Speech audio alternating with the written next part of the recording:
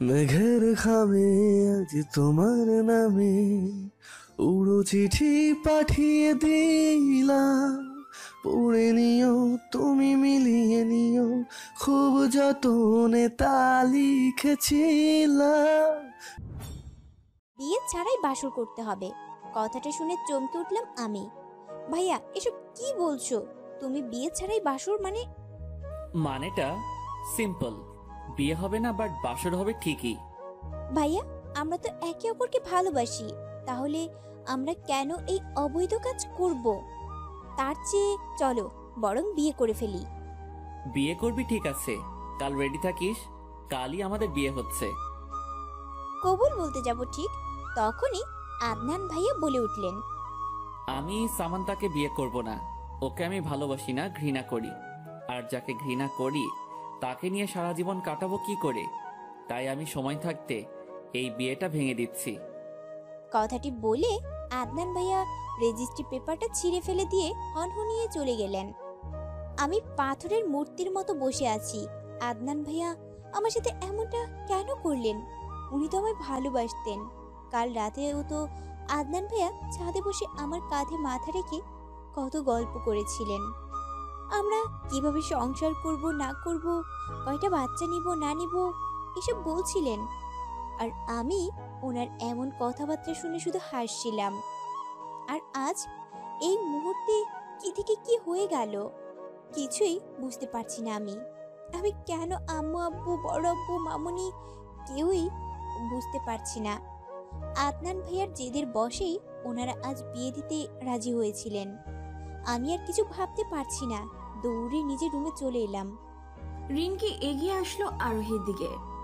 তোর ছেলের জন্য যদি আমার মেয়ে উল্টোপাল্টা কিছু করে তাহলে কিন্তু আমি কাউকে ছেড়ে দিব না বলে দিলাম। আরোহী কিছু বলতে পারছে না, মাথা নিচু করে দাঁড়িয়ে আছে। আদনান একেবারে ওর বাবা আদিলের মতো হয়েছে। আহিলও এক কোণে স্তব্ধ হয়ে দাঁড়িয়ে আছে। একমাত্র মেয়ের এত বড় অপমান কিছুতেই মেনে নিতে পারছে না সে। বেশ কিছুক্ষণ লম্বা শাওয়ার নিয়ে বেরিয়ে আসলাম আমি কিন্তু অন্যদের মতো কেঁদে কেটে বুক ভাসিয়ে ফেলিনি। কেঁদে আর কি হবে, এখন যথাসম্ভব নিজেকে শক্ত রাখতে হবে। আহিল খানের মেয়ে আমি, এত সহজে কিছুতেই ভেঙে পড়বো না। আর আদনান খান, আজ থেকে আপনি আপনার পথে আর আমি আমার পথে। আমি আর আপনার কোনো কথা শুনবো না, মানবো না। I hate you. আপনি আমার সাথে যে অন্যায় করেছেন তার শাস্তি আপনাকে পেতেই হবে। আর কিছু না ভেবে শুয়ে পড়লাম আমি। সকালে ঘুম ভেঙে গেল আমার। ঘড়ির দিকে তাকিয়ে দেখলাম 9টা বাজে। তার মানে ভার্সিটিতে যেতে পারবো। তাড়াতাড়ি ফ্রেশ হয়ে একটা স্কার্ট আর টপ পরে নিলাম। গলায় একটা স্কার্ফ পেঁচিয়ে নিলাম। পিঠে ব্যাগ রাখতেই চোখ পড়লো সোফায় পরে থাকা একটা শাড়ির দিকে। একটা তাচ্ছিল্য হাসি দিয়ে শাড়িটা হাতে নিলাম। এই শাড়িটা আদনান ভাইয়া আমায় গিফট করেছিলেন। আর আমি না ভেবে নিচে চলে গেলাম। সবাই ব্রেকফাস্ট করার জন্য বসে আছে। আমি গেলেই স্টার্ট হবে। তাকিয়ে দেখলাম আদনান ভাইয়া খাওয়া শুরু করে দিয়েছে। যে ছেলেটা আমায় রেখে একটা বিস্কুট পর্যন্ত মুখে দিত না, আজ সে ব্রেকফাস্ট করে নিচ্ছে। তাকিয়ে দেখলাম জিএম মানে গ্র্যান্ডমাদার প্রশ্নটা করেছেন। আমি আর কিছু না বলে কিচেন থেকে একটা দেশলাই এনে শাড়িটাতে আগুন ধরিয়ে দিলাম। আদনান ভাইয়া আমার দিকে বিস্ফোরিত চোখে তাকিয়ে আছে। তাতে আমার কি? আমি আর কারো স্মৃতি আমার কাছে রাখতে চাই না। আদনান ভাইয়ের দিকে আবার তাকালাম। আমি তাকিয়ে দেখলাম উনি এবার বিস্ফোরিত চোখে নয়, অবাক চোখে তাকিয়ে আছে। বেশ ভালো বুঝতে পারছি এরকম তাকানোর মানে। অন্যদিন আমি ভার্সিটিতে গেলে তার কথা মতো লং 3 পিস পরে যেতাম, বাট আজ টপ আর স্কার্ট পরেছি। আমি আর দেরি না করে ব্রেকফাস্ট করা শুরু করে দিলাম। আজকে কি না গেলে হয় না? তুমি কি চাইছো বলো তো আম্মু? আমি সারাদিন রুমে বন্দি হয়ে বসে থাকি, কান্না করি? আমি মোটেও এমন করব না। আমি আর কথা না বাড়িয়ে বেরিয়ে পড়লাম ভার্সিটির উদ্দেশ্যে। এখন থেকে নিজের লাইফ নিজেই হ্যান্ডেল করব। আমার লাইফে আমি আর কাউকে ইন্টারফেয়ার করতে দেব না, ইভেন নিজের মা বাবাকেও না। আহিল, তোর মেয়ে একেবারে তোর মতোই হয়েছে। তোমার ছেলেও তোমার মতো হয়েছে, আর আমার মেয়ে আমার মতোই শান্তশিষ্ট। অ্যাটলিস্ট তোমার ছেলের মতো রাগী আর বদমেজাজি নয়। আদনান সবার দিকে একবার তাকিয়ে খাবার রেখেই চলে গেল। বাপ কা বেটা। তা ও কি শুধু আমার ছেলেই, তোর ছেলে নয়? হ্যাঁ আমার ছেলে, বাট আমার কোনো গুণই ওর মধ্যে নেই। ও তো শুধু চিনে মেয়েদের মন নিয়ে খেলা করতে। হ্যাঁ সাবু, তোকে এই লোকে খুব হট লাগছে। ক্লাসে ঢুকতে যাব অমনি নিলয়ের এই কথা শুনে থমকে গেলাম আমি। নিলয় এসে আমার সামনে দাঁড়ালো। এই ছেলেটার জন্য একদিনও ভার্সিটিতে এসে শান্তি পাই না, আর তার আমাকে ডিস্টার্ব করতেই হবে। আমাকেই কি তোর চোখে পড়ে? আর কাউকে কি চোখে পড়ে না? আমাকে কেন তোর ডিস্টার্ব করতে হয়? না বেব, তোকে ছাড়া আমার চোখে সব ধোঁয়াশা লাগে, তাই তাদের দেখতে পাই না, আর তোকেই ডিস্টার্ব করি। দেখ নিলয়, আমার সামনে থেকে সর। আমার মেজাজ ভালো নয়, তাই আজ তোর সাথে ঝগড়া করতে পারবো না। কথাটা বলে নিলয়কে পাশ কাটিয়ে চলে এলাম আমি। আরোহী আদনানের রুমে ঢুকতেই দেখলো আদনান কার সাথে যেন হেসে হেসে কথা বলছে। আরোহী রেগে আদনানের দিকে এগিয়ে গেল, তারপর তার কান থেকে ছৌ মেরে ফোনটা নিয়ে নিল। আদনান, কি হচ্ছে এসব? কেন তুমি সামান্তার সাথে কাল এমন করেছো? তোমার জন্য মেয়েটা কত কষ্ট পাচ্ছে। You have any idea? দেখো মা, আমার লাইফ আমার ডিসিশন। আমার মনে হয়েছে তাই আমি এমন করেছি, তাতে তোমার কি? আর অন্যের ম্যাটার নিয়ে ইন্টারফেয়ার করা আমার একদম পছন্দ নয়। তাই আমি এই মুহূর্তে এসব নিয়ে তোমার সাথে ডিসকাস করতে চাইছি না। So excuse me. আদনানের এমন লাগামহীন কথাবার্তা শুনে আরোহীর চোখে পানি চলে এসেছে। সে আর নিজেকে কন্ট্রোল করতে পারল না, কষিয়ে চড় মেরে দিল। তারপর চেঁচিয়ে বলল, তোমাকে নিজের ছেলে ভাবতেই লজ্জা লাগছে আমার। আমি মানছি তুমি তোমার বাবার মতো হয়েছো, কিন্তু তোমার বাবা তার মা বাবার সাথে এমন গলা উঁচিয়ে কখনো কথা বলেনি, কিন্তু তুমি তার ছেলে হয়েই এমনভাবে কথা বলছো। তুমি জানো তোমার এই কথাগুলো শুনে কতটা কষ্ট পেয়েছি। তুমি তো এমন ছিলে না, তাহলে হঠাৎ এমন পাল্টে গেলে কেন? তোমার লাইফ তোমার ডিসিশন। তাহলে ঠিক আছে, আমার কাছে আর আসবে না, আর আমায় মা বলে ডাকবে না। আরেকটা কথা, সামান্তা তোমার নিজের চাচাতো বোন, তাই ওর সাথে এমন না করলেও পারতে। কথাটা বলে চোখ মুছে চলে গেল আরোহী। আদনান এখনো গালে হাত দিয়ে নিচের দিকে তাকিয়ে আছে। আদনান, তোমার মা কেঁদে এখান থেকে চলে গেল কেন? কি বলেছো তুমি তাকে? আদিলের কথা শুনে মাথা তুলে তাকালো আদনান, তাকিয়ে আবার মাথা নিচু করে নিল। আদিল আবারও এগিয়ে এসে সেম প্রশ্নই করলো। বাবা, আমি মার সাথে খুব বড় অন্যায় করেছি। আমি মাকে অনেক হার্ট করেছি। আমার মাথা ঠিক ছিল না তখন। একটা কথা কি জানো তুমি আদনান? এক সময় তোমার মাকে আমি হারিয়ে ফেলেছিলাম। তারপর অনেক খোঁজাখুঁজির পর প্রায় 2 বছর পর তোমার মাকে পাই। সেদিন তোমার মাকে হারাতে হয়েছিল শুধুমাত্র নিজের রাগকে প্রাধান্য দিয়েছিলাম বলে। তোমার মাকে খুঁজে পাওয়ার পর থেকে কোনোদিন গলা উঁচিয়ে কথা বলিনি ওর সাথে। আর ওই আমার জন্য কতটা ইম্পর্টেন্ট সেটা শুধুমাত্র আমি জানি। তোমার মাকে সবসময় নিজের ভালোবাসা দিয়ে আগলে রেখেছি আমি। আর তুমি তোমার মাকে হার্ট না করলেও পারতে। আদনানের চোখ থেকে অটোমেটিক পানি ঝরছে। সে আদিলকে জড়িয়ে ধরে কেঁদে দিল। বাবা মা কি আমায় ক্ষমা করবে? আমি আসলেই আমার বিহেভিয়ারের জন্য অনুতপ্ত। আদনান, তুমি এখন আমাকে যেভাবে জড়িয়ে ধরলে ঠিক সেভাবেই তোমার মাকে জড়িয়ে ধরে সরি বলে দিবে। দেখবে তোমার মা তোমাকে ক্ষমা করে দিবে। তোমার মায়ের মন অনেক বড়। আমি তাকে অবিশ্বাস করে বাড়ি থেকে বের করে দিয়েছিলাম, তারপরেও সে আমাকে ক্ষমা করে দিয়েছিল। মাঠে দিয়ে হেঁটে যাচ্ছি, আশ্চর্য সবাই আমার দিকে তাকিয়ে আছে। আর তাকিয়ে থাকারই কথা। এতদিন আমি লং ড্রেসের সাথে হিজাব পরে আসতাম, আর আজ টপস স্কার্ট সাথে চুল ছেড়ে দিয়ে এসেছি। বাড়িতে এসে শাওয়ার শেষ করে ছাদে গেলাম চুল শুকানোর জন্য। ছাদে পা রাখতেই আদনান ভাইয়ের কণ্ঠ আসলো আমার কানে। তাকিয়ে দেখলাম ভাইয়া গিটার হাতে নিয়ে হামনাবা মেরে গান গাইছে। এই গানটা তো আমার গাওয়ার কথা। গানের প্রতিটা লিরিক্স আমার জীবনের সাথে যায়। আমি ছাদের রেলিং ধরে মনোযোগ দিয়ে গান শুনতে লাগলাম। হঠাৎ হাসির আওয়াজ এলো আমার কানে। আমি তাড়াতাড়ি ঘাড় ঘুরিয়ে দেখলাম আদনান ভাইয়া ফোনে কার সাথে হেসে হেসে কথা বলছে আর জানু বেবি ডাকছে। আমি আর ছাদে দাঁড়াতে পারলাম না, দৌড়ে নিচে চলে আসলাম। চোখ থেকে কয়েক ফোঁটা পানি গড়িয়ে পড়ার আগেই পানিটা মুছে নিলাম। চোখের পানি অনেক দাম। আমি কেন চোখের পানি ফেলছি? রাতে বিছানায় শুয়ে আছি আমি, কিছুতেই ঘুম আসছে না।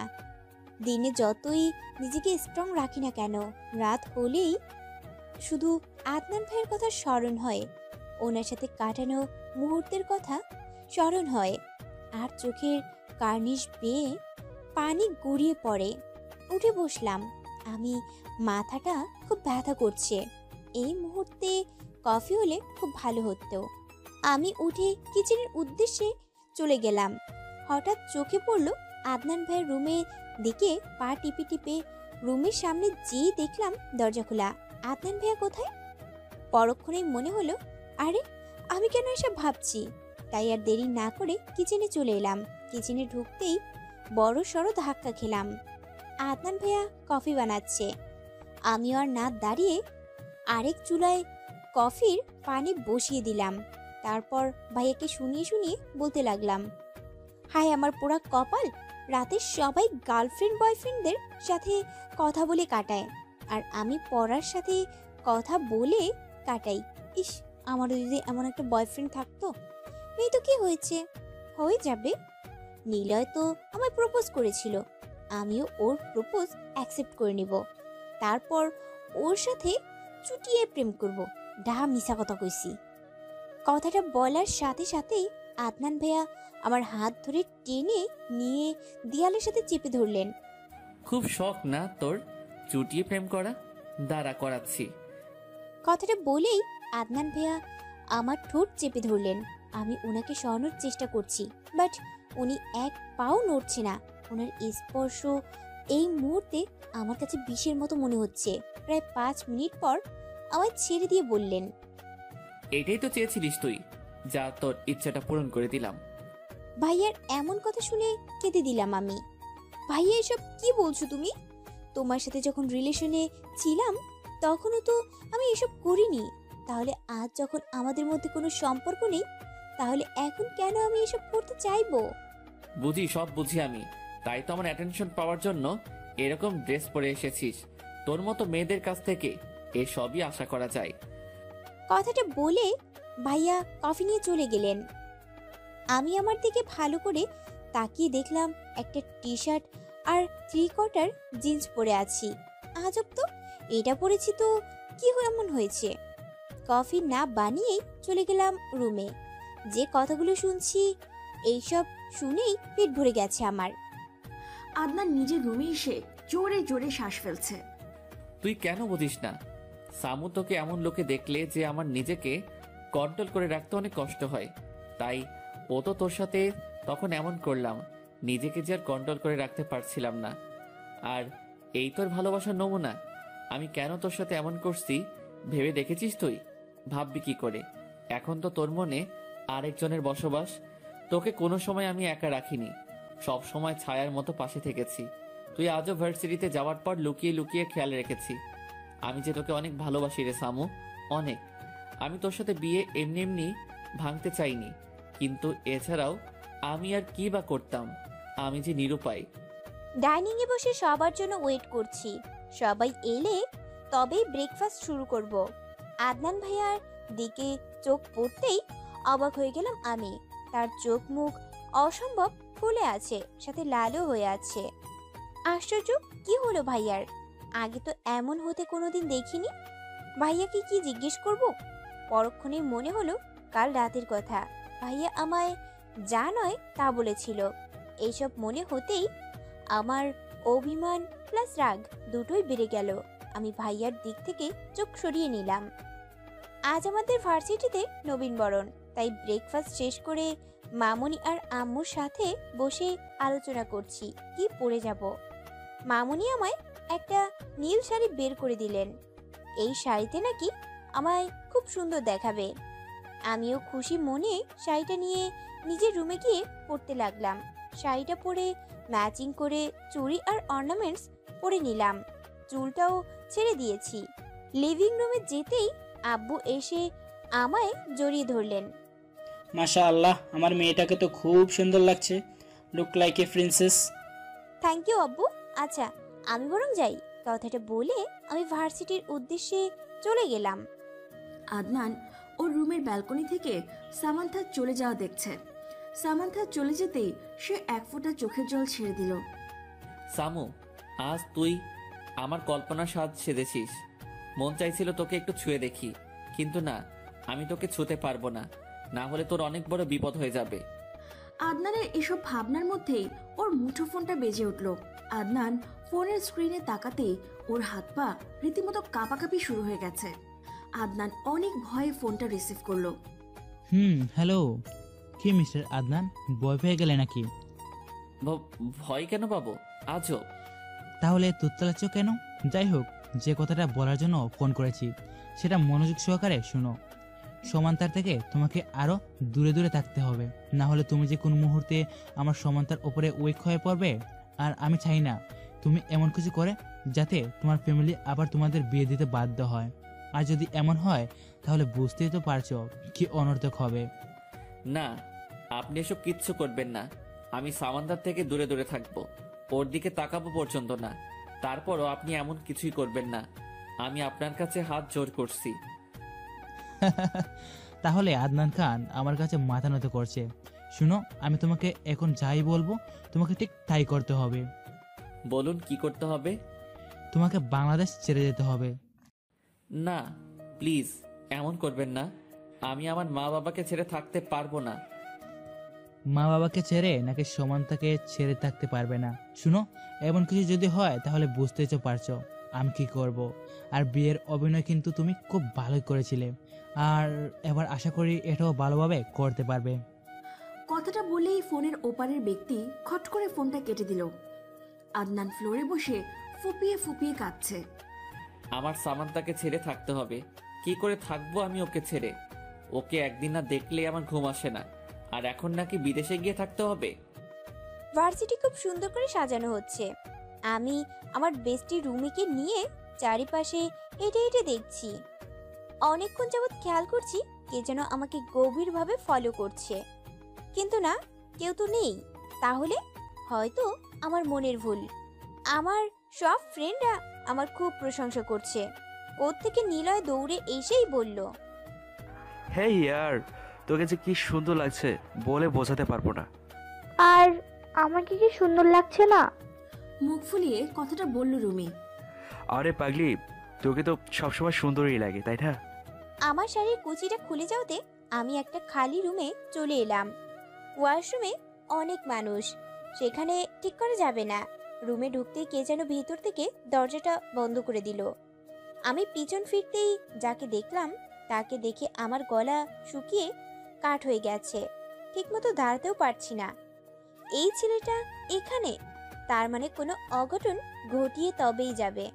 ছেলেটা আমার দিকে এক পা করে এগিয়ে আসছে। ও যতই আমার দিকে এগিয়ে আসছে ততই আমার ভয় বেড়ে চলেছে। ও আমার সাথে খারাপ কিছু করবে না তো? এ কি রকি, আপনি আমার দিকে এভাবে এগোচ্ছেন কেন? তুমি সত্যি বুঝতে পারছো না আমি কেন এগোচ্ছি, নাকি বুঝিয়ে দেব? দেখুন, একদম এগোবেন না বলে দিলাম, না হলে খারাপ হয়ে যাবে কিন্তু। রকি একটু পেছনে সরে দাঁড়িয়ে বলল, তাই নাকি? তো তোমার আদনান ভাইয়া বুঝি এখানে হিরোর মতো চলে এসে আমাকে মেরে তোমাকে নিয়ে চলে যাবে? তুমি যদি এমন ভেবে থাকো তো আমি বলবো তুমি ভুল ভাবছো। তোমার আদনান ভাইয়া আর তোমাকে বাঁচাতে আসবে না। এখন তার তোমার উপর থেকে ইন্টারেস্ট উঠে গেছে। সে তো এখন অন্য মেয়েকে নিয়ে ব্যস্ত। দেখবে কদিন পর তোমাদের সবাইকে ছেড়ে চলে যাবে। এতদিন শুধু তোমার মুহে পড়েছিল, না হলে তুমি বলো তোমাকে এত বাজে অফার কেন দিবে, আর বিয়েই বা কেন ভাঙবে? আমি তো কতদিন ধরে তোমাকে ভালোবাসি, আমি কি কখনো তোমার দিকে বাজে দৃষ্টিতে তাকিয়েছি? কি মিথ্যাবাদী! এখনো কুদৃষ্টিতে তাকিয়ে আছে, সে নাকি বাজে দৃষ্টিতে তাকায় না। সো তোমাকে একটা কথা বলার জন্য এসেছিলাম। কথাটা হলো তোমাকে আজ খুব খুব সুন্দর লাগছে। কথাটা বলে রকি চলে গেল। আমিও শাড়ি ঠিক করে বেরিয়ে গেলাম। অনুষ্ঠান শেষ হতে হতে অনেক বেলা হয়ে গেছে। আমি আর দেরি না করে রিমাকে সাথে নিয়ে বেরিয়ে পড়লাম। লিভিং রুমে বসে আছি সবাই। কিছুক্ষণ পর আদনান ভাইয়া বলে উঠলেন, আব্বু, চাচ্চু, আমি তোমাদের কিছু বলতে চাই। হ্যাঁ বলো, কি বলবে? আসলে আমি ইউএসএ চলে যাচ্ছি, আর সেখানে গিয়েই সেটেল হয়ে যাব। Are you mad Adnan? তুমি এসব কি বলছো? তুমি তো তোমার নানু বাড়িতে গিয়েও আমাদের ছেড়ে থাকতে পারো না, আর সেই তুমি কিনা ইউএসএ চলে যাচ্ছ। ভেবে বলছো তো? আদনান, এসব তুমি কি বলছো? আমি তোমাকে ছেড়ে কি করে থাকবো? কেন মা? আয়েশা আছে, সামান্তা আছে, ওদের নিয়ে থাকবে। আমি না থাকলে কিছু হবে না। আদনান আমার সোনা, এমন বলে না। সামান্তার আয়েশা আছে, সাথে তুমিও থাকবে। আমি তোমার মা, তুমি আমাকে ছেড়ে চলে যেতে পারো না। আর হঠাৎ তুমি চলে যেতে চাইছ বা কেন? খোকন স্টোরি চ্যানেলের সকল প্রকারের পাওয়ার গল্প দেখতে আমাদের চ্যানেলটি সাবস্ক্রাইব করে বেল আইকনে ক্লিক করুন। আমার আর বাংলাদেশে ভালো লাগে না, তাই সেখানে চলে যাচ্ছি। একেবারে বউ বাচ্চা সাথে করে নিয়েই আসবো। আমি আর সহ্য করতে পারলাম না, তাই আমিও বললাম, আমারও তোমাদেরকে কিছু বলার আছে। আমিও বিয়ে করতে চলেছি। মানে তুমি বিয়ে করবে? কিন্তু কাকে? রকিকে বিয়ে করব আমি। ছেলেটা খুবই ভালো, খুব ভালোবাসে আমায়। অ্যাটলিস্ট কারো মতো ঠকবাজ নয়। আদনান ভাইয়া আমার দিকে একবার তাকিয়ে চোখ নামিয়ে নিলেন। বাহ, বেশ ভালোই তো। আমি রেহানের সাথে এই নিয়ে আলোচনা করব, কেমন? আদনান দৌড়ে ওর রুমে চলে গেল, দরজা বন্ধ করে কাঁদতে থাকলো। শামু, তোর জন্যই আমি এমন করছি, আর তুই কিনা এখন এসব বলছিস? তুই জানিস ওই রকি তোর কত বড় ক্ষতি করতে পারে? তুই সমাজে মুখ দেখাতে পারবি না। আমি তোকে ভালোবাসি, তোর এত বড় ক্ষতি আমি কিছুতেই হতে দিব না। তাই আমি ওর কথা মতো চলছি, তোদের ছেড়ে চলে যাচ্ছি।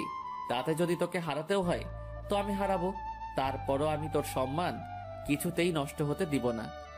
আদনান চোখ মুছে কাকে যেন ফোন করলো। হ্যালো জিসান, শোন, আমি ইউএসএ কিছুদিন পরে চলে যাচ্ছি। তোকে আমার একটা হেল্প করতে হবে। হ্যাঁ বলো ভাই, কি করতে হবে? রকি চৌধুরী কোথায় যায় না যায় সেই সব কিছু তোকে ফলো করতে হবে, আর আমাকে জানাতে হবে। সে না হয় করবো, কিন্তু ভাই তুমি সামান্তাবুকে ছেড়ে চলে যাচ্ছ কেন? ওই যে বললাম, রকি চৌধুরী, ওর জন্য ও অনেক বড় সর্বনাশ করতে চলেছে আমার সামর। আর ওকে যেভাবেই হোক আমায় প্রোটেক্ট করতে হবে। কিন্তু ও তো আমায় ভুল বুঝছে। ভাই তুমি এগুলো বলছো না কেন সামান্তাবুকে? কি করব, ওই রকি এই সুযোগটাও দেয়নি। সিসি ক্যামেরা ফিট করা সামুর রুমে সেদিন মেকানিকের রূপ ধরে এসেছিল, আমি টের পাইনি। তারপর সে ওই আমায় বলল যে সামুর রুমে ক্যামেরা। আমি এটা খুলতেও চেয়েছিলাম, বাট ও আমায় থ্রেট দিয়েছে। শুধু ওর রুমেই নয়, সব জায়গায় ক্যামেরা বসানো। আর তুই তো জানিসই এই রকির কত ক্ষমতা, সব করতে পারে ও। আমি ইচ্ছে করলেই ওকে সরিয়ে দিতে পারি, বাট সামুর ইজ্জত ওর কাছে। আর তোকে একটা কাজ করতে হবে, আমি চলে যাওয়ার পর তোকেও ওর বাড়িতে মেকানিক সেজে যেতে হবে। তারপর ওর ল্যাপটপ নষ্ট করে দিতে হবে। আমি ইউএসএ নাও যেতে পারতাম, কিন্তু আমাকে তো যেতেই হবে। বাট আই সোয়ার খুব শিগগিরই ফিরে আসবো আমি। রকিকে ওর কর্মের শাস্তি পেতেই হবে। কথাটা এক নাগারে বলে খট করে ফোনটা কেটে দিল আদনান। হ্যাঁ জিসান বল। ভাই রকি শহরের বাইরে গেছে। আচ্ছা ধন্যবাদ, রাখছি আমি। ওকে সর্বদা ফলো করবি। আদনান ফোনটা রেখে আরোহীর কাছে গেল। মা, আয়েশা কোথায়? খুব দরকার ছিল ওকে। ও মনে হয় সামান্তার সাথে ছাদে আছে। আচ্ছা বলে আদনানও ছাদে পা বাড়ালো। আজ যেভাবেই হোক সামুকে সব সত্যি বলতে হবে। এভাবে আর কষ্ট নিতেও পারবো না, আর দিতেও পারবো না। আমি আর আয়েশা ছাদের রেলিং ধরে দাঁড়িয়ে আছি। আয়েশা আমাকে এইটা ওটা জিজ্ঞেস করছে, আর আমি উত্তর দিচ্ছি। এক প্রকার মাথা নষ্ট করে দিচ্ছে বলতে গেলে। এত কথা বলতে পারে? হঠাৎ আদনান ভাইয়ার মুখে আমার নাম শুনে চমকে উঠলাম আমি। কতদিন পর ভাইয়ার মুখে আমার নাম শুনলাম। আয়েশা একটু নিচে যা তো, সামুর সাথে আমার কিছু কথা আছে। পিচ্চি আয়েশাও ভাইয়ের কথা মতো নিচে চলে গেল। আমিও ছাদ থেকে যেতেই ভাইয়া আমায় 2 হাত দিয়ে আটকে দিলেন। শোন সামু, তোকে আমি কিছু বলতে চাই। তুই সবকিছু শুনে তারপর সিদ্ধান্ত নিস তুই কি করবি। তা এখন কি বলবেন? রকি খারাপ, ওকে যেন বিয়ে না করি? তাহলে আপনিও একটা কথা শুনে রাখেন, আপনার কথা কিছুতেই শুনছি না আমি। সামু, তুই আমাকে আপনি করে বলছিস, এতটা পর করে দিয়েছিস আমাকে। আর হ্যাঁ, রকি খারাপ, 1 নাম্বারের খারাপও। প্লিজ ওকে বিয়ে করিস না, তোর জীবন শেষ হয়ে যাবে। তা আপনাকে বিয়ে করব নাকি? আপনি নিজেও তো বিয়ে করছেন। কই, আমি তো কিছু বলিনি। তাহলে এবার আমি বিয়ে করব। আপনার এত সমস্যা হচ্ছে কেন? আর রকি যে খারাপ এটা আপনাকে কে বলেছে? ও খুব ভালো, খুব। কতবার আমাকে একা পেয়েছে, তাও স্পর্শ পর্যন্ত করেনি। আর আপনি তো ওর উল্টো। দেখেন ভাইয়া, আমি একবার যখন আমার সিদ্ধান্ত নিয়েছি, এই সিদ্ধান্ত থেকে আর পিছপা হব না। ভাইয়া আমার 2 কাঁধে 2 হাত রেখে বললেন, সামু, তুই আমার কথা ভালো করে না শুনে এভাবে উল্টো পাল্টা বলতে পারিস না। আগে আমার কথা শোন প্লিজ। আমি আর আপনার কোনো কথা শুনছি না মিস্টার আদনান। আমি জানি আপনি কেন রকির নামে বাজে বকছেন, কারণ রকি তো আমায় খুব ভালোবাসে আর বিয়ে হলে খুব সুখে রাখবে। আপনি তো আবার আমার সুখ দেখতে পারেন না, তাই তো মানা করছেন ওকে যাতে বিয়ে না করি। তাহলে ঠিক আছে, আমিও একটা কথা জানিয়ে দিচ্ছি যে আমি রকিকে ছাড়া আর কাউকে বিয়ে করব না। বিয়ে করলে রকিকেই করব। আদনান আর সামান্তার মুখে রকির নাম সহ্য করতে পারছে না, তাই চিৎকার করে উঠল, ব্যাস, অনেক হয়েছে সামান্তা, অনেক। আমি তোকে প্রথম থেকে ভালোভাবে বুঝিয়ে আসার চেষ্টা করছি, কিন্তু তুই তো আমার কথা শুনছিসই না। দেখ, তোর লাইফ, তোর ডিসিশন, তোর যা ইচ্ছে হবে তুই তাই কর। আমি তোকে কিচ্ছু বলবো না, বাট একটা কথা বলে রাখি, যা করবি ভেবে চিন্তে করিস। আর এখন একটা কথা বলবো, সেটা মন দিয়ে শ্রবণ করবি। ভাইয়ার মুখে সামান্তা শুনে আমার অভিমান আরো বেড়ে গেল। বললাম তো, আমি আপনার কোনো কথা শুনতে চাই না। ঘৃণা করি আপনাকে আমি, বুঝেছেন? আপনি ঘৃণা করি। এই যে আপনার সামনে দাঁড়িয়ে কথা বলছি না, এতেও আমার ঘৃণা লাগছে, রুচিতে বাজছে। আচ্ছা, আপনার কি লজ্জা শরম বলতে কিচ্ছু নেই? যদি থাকতো তাহলে অ্যাটলিস্ট এত কিছু হওয়ার পর এভাবে আমার সামনে এসে দাঁড়াতেন না। আদনান ভাইয়ার চোখ গড়িয়ে পানি পড়ছে। পড়লে পড়ুক, আমার কি? আমিও কম চোখের জল ফেলেছি নাকি? তুই খুব বড় হয়ে গেছিস সামান্তা, খুব। নিজের দায়িত্ব নিজেই রাখতে শিখে গেছিস। আমাকে তো তোর ঘৃণা করে। আমি আরো কয়েকদিন পর যেতাম, কিন্তু আমি আজ সন্ধ্যায় চলে যাচ্ছি। কিছু গুরুত্বপূর্ণ কথা ছিল তোর সঙ্গে, কিন্তু তুই তো আমার কথা শুনলি না।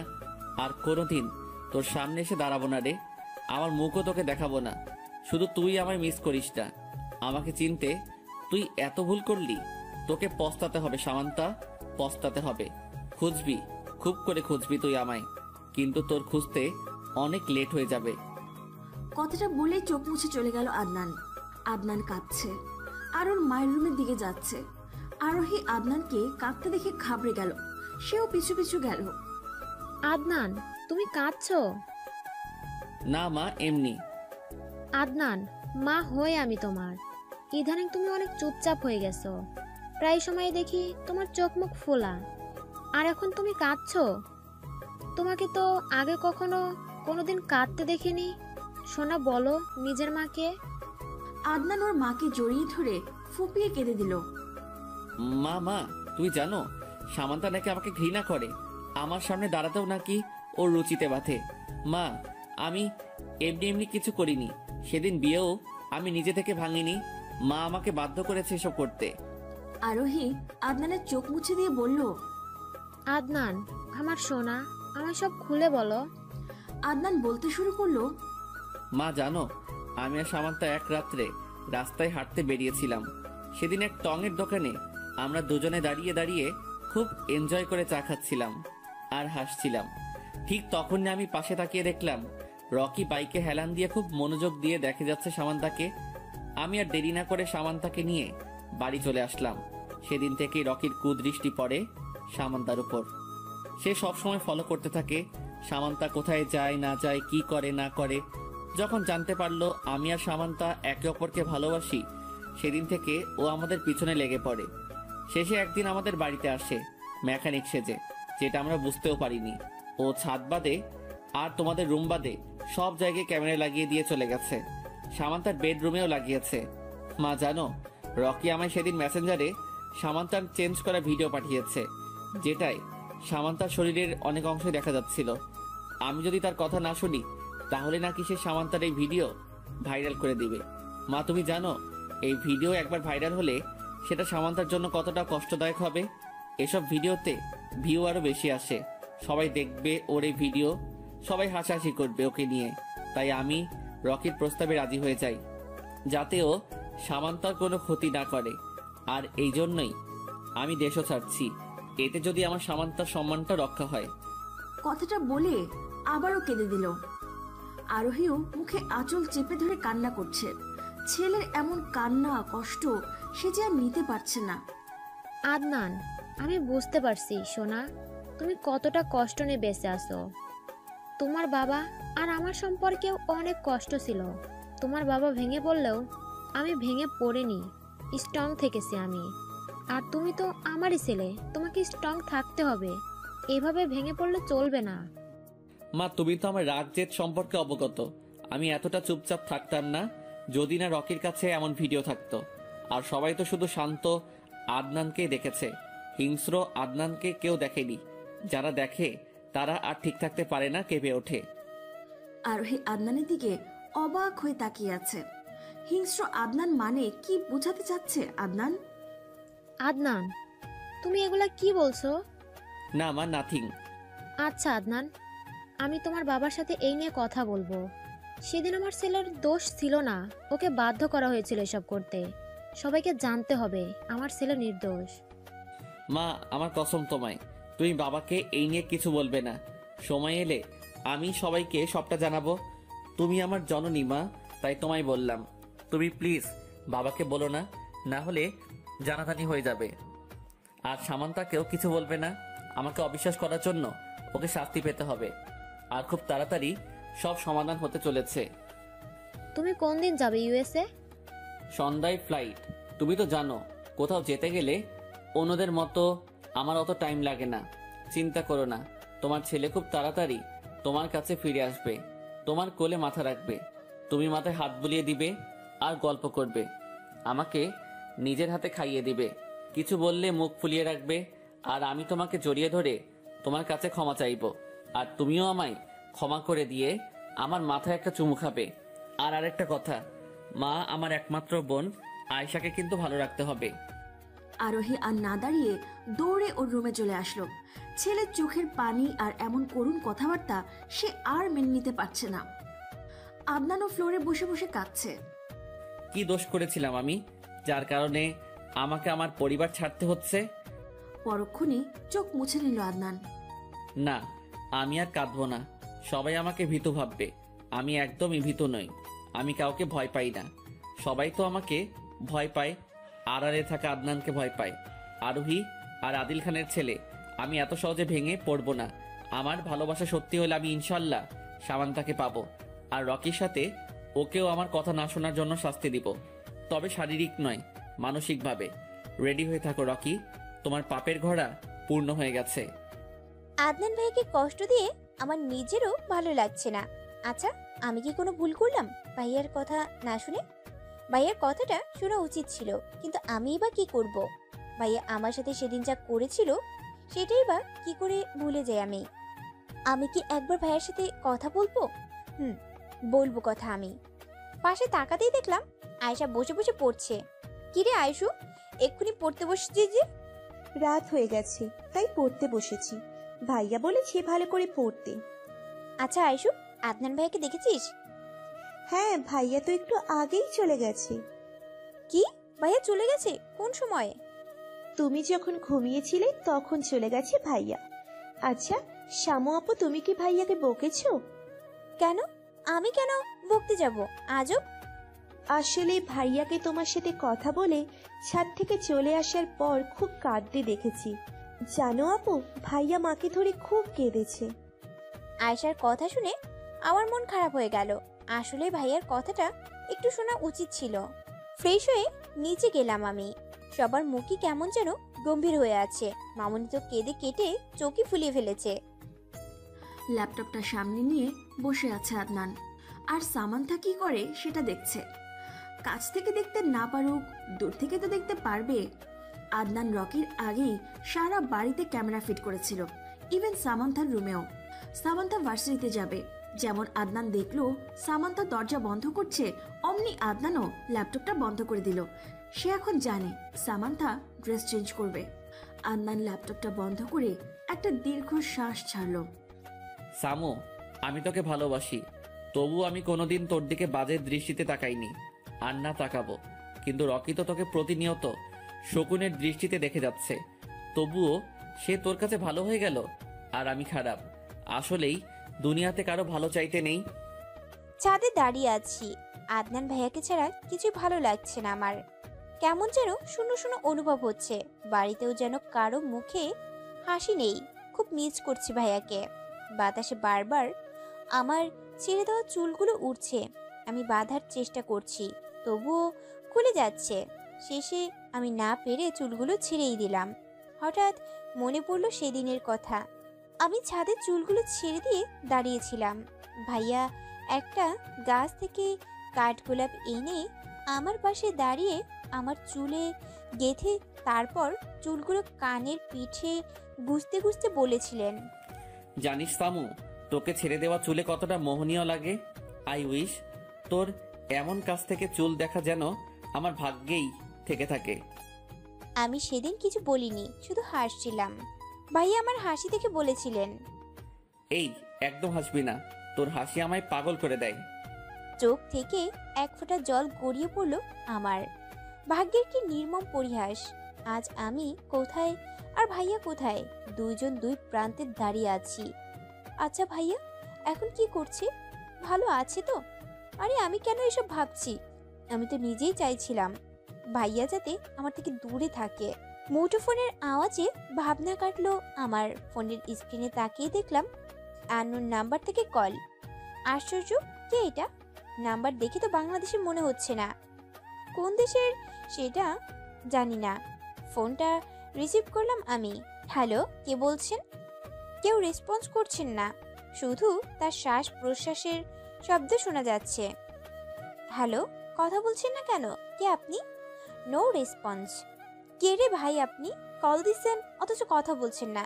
ধ্যাত, বকাটে ছেলে কোথাকার। খট করে কলটা কেটে দিলাম আমি। কি ভেজাল রে বাবা, কল দেয় কিন্তু কথা বলে না। এইসব ভাবনার মাঝে আবার ফোন বেজে উঠল। আমি না দেখেই কলটা রিসিভ করলাম। আচ্ছা, ক্যালেনি দিব বেটাকে। এই, কে আপনি? ফোন দিয়ে ইরিটেট করছেন কেন? আর ফোন দিবেন না আমায়। আরে আরে এতটা হাইপার হচ্ছ কেন? আমি রকি বলছি। কি? আপনি রকি? কিন্তু আমার নাম্বার কোথা থেকে পেলেন? তোমার নাম্বার কালেক্ট করা আমার জন্য কোনো ব্যাপারই না, বুঝলে জান আমার। ওনার মুখ থেকে জানেমান ডাকটা শুনে কেমন ঘিনঘিনে ফিল হচ্ছে আমার। তা কেমন আছো? জি ভালো আছি। আর কেন ফোন করেছেন? আমাকে জিজ্ঞেস করবে না আমি কেমন আছি? সেটা জিজ্ঞেস না করে বলছো কেন ফোন করছি? It's not fair baby. দেখুন, আমি জানি আপনি ভালো আছেন, আর ভালো আছেন বলেই তো ফোন করেছেন। আরে বাহ, এত বাবু তুমি আমায় নিয়ে। আমি ভালো আছি কিনা মন্দ আছি সেটাও জানো দেখছি। মোটেও আমি আপনাকে নিয়ে ভাবি না। আর কেনই বা ভাববো বলুন তো? তা কাকে নিয়ে ভাবো যে তোমায় টকিয়েছে তাকে নিয়ে? আমি বলেছিলাম না আদনান তোমাদের সবাইকে ছেড়ে চলে যাবে? মিলে গেল তো আমার কথা। হইছে, রাখছি আমি। আচ্ছা, রকি এত শিওর হয়ে কি করে বলছিল সেদিন যে ভাইয়া আমাদের ছেড়ে চলে যাবে? ও বলার 2 দিন পরেই তো ভাইয়া চলে গেল। রকি বলছে ভাইয়া ভালো না, আর ভাইয়া বলছে রকি ভালো না। কি হচ্ছে কিছুই বুঝতে পারছি না। কাকে বিশ্বাস করব আর কাকেই বা অবিশ্বাস করব? তবে আমার মন বলছে আদনান ভাইয়াকে বিশ্বাস করা উচিত। আদনান তো আমার ভাই প্লাস ভালোবাসা, আর রকি তো আমার কেউ নয়। আবারও ফোনটা বেজে উঠল। নিলয় ফোন করেছে। উফ, আজকে আমায় কেউ শান্তি দেবে না। হ্যাঁ নিলয়, বল। শামু, তুই আমায় যে ছেলের সম্পর্কে জানতে বলেছিলি সেই ছেলে একদম ভালো নয় ইয়ার। কয়েকদিন পর পর মেয়ে পাল্টায়, আর এটাই নাকি তার প্রধান কাজ। তার মধ্যে ডেট তো আছেই। আর আরেকটা কথা, তোর ভাই নাকি সাইকো। তোদের সামনে ও যতটা নর্মাল দেখায় ও কিন্তু ততটা নর্মাল নয়। কি? আচ্ছা, তোকে এসব কে বললো? বলেছে একজন, বাট তোকে বলতে পারবো না। সে না করে দিয়েছে কাউকে যেন না বলি, আর আমিও কথা দিয়ে ফেলেছি যে আমি কাউকে কিচ্ছু বলবো না। এখন রাখছি, বাই, সি ইউ সোনা। আমি ফোনটা রেলিং এর উপর রেখে একটা দীর্ঘশ্বাস ছাড়লাম। আদনান ভাইয়া এতটা খারাপ? ছি, ওনাকে নিজের ভাই বলতেও লজ্জা করছে আমার। এই লোকটাকে ভালোবেসেছিলাম আমি। ভেবেছিলাম আদনান ভাইয়ার সম্বন্ধে একটু খোঁজ খবর নিব, তাই নিলয়কে বলেছিলাম। বাট নিলয় আমায় এইসব বলবে কোনো দিনও ভাবিনি।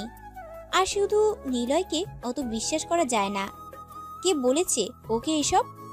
আর নাম বলতেই বা বারণ করলো কেন?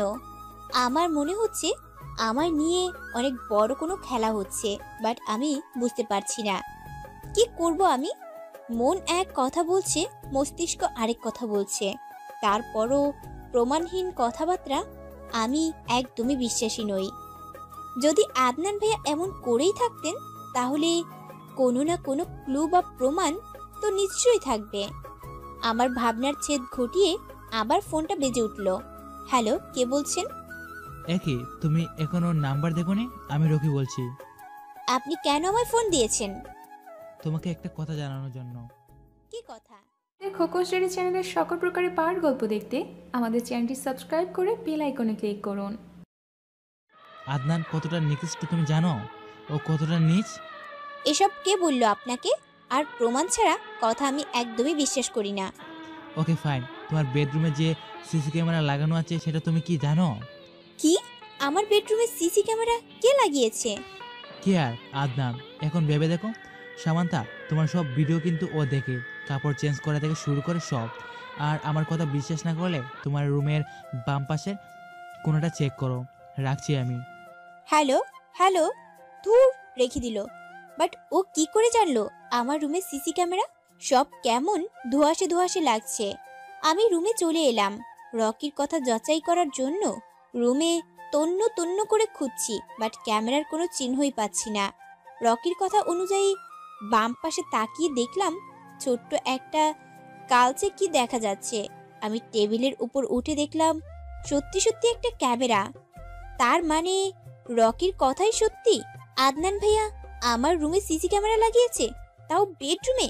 ছি ছি, আদনান ভাইয়া এটা কিভাবে করলো? এই ফুটেজ তো সব উঠেছে। ভাইয়া কি তাহলে? আর রকি বা কি করে জানলো আমার রুমে ক্যামেরা লাগানো আছে? আদনান কিছু জামা কাপড় কেনার জন্য শপিং মলে গেছে। শপিং মলে ঢুকতেই, হে আদনান, কেমন আছো তুমি? হঠাৎ মেয়ের কণ্ঠ শুনে চকিতে তাকালো আদনান।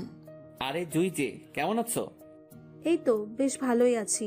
আদনান, তুমি তো আগের চাইতে আরো সুন্দর আর হ্যান্ডসাম হয়ে গেছো। আমি তো আবার ক্রাশ খেলাম। তাই নাকি?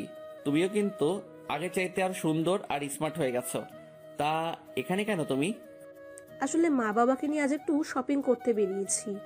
তুমি এখানে কি করছো? তোমার তো বিদিতে থাকার কথা। অ্যাকচুয়ালি একটা কাজে এসেছিলাম এখানে। আচ্ছা, আজ যাই, অন্যদিন দেখা কথা হবে।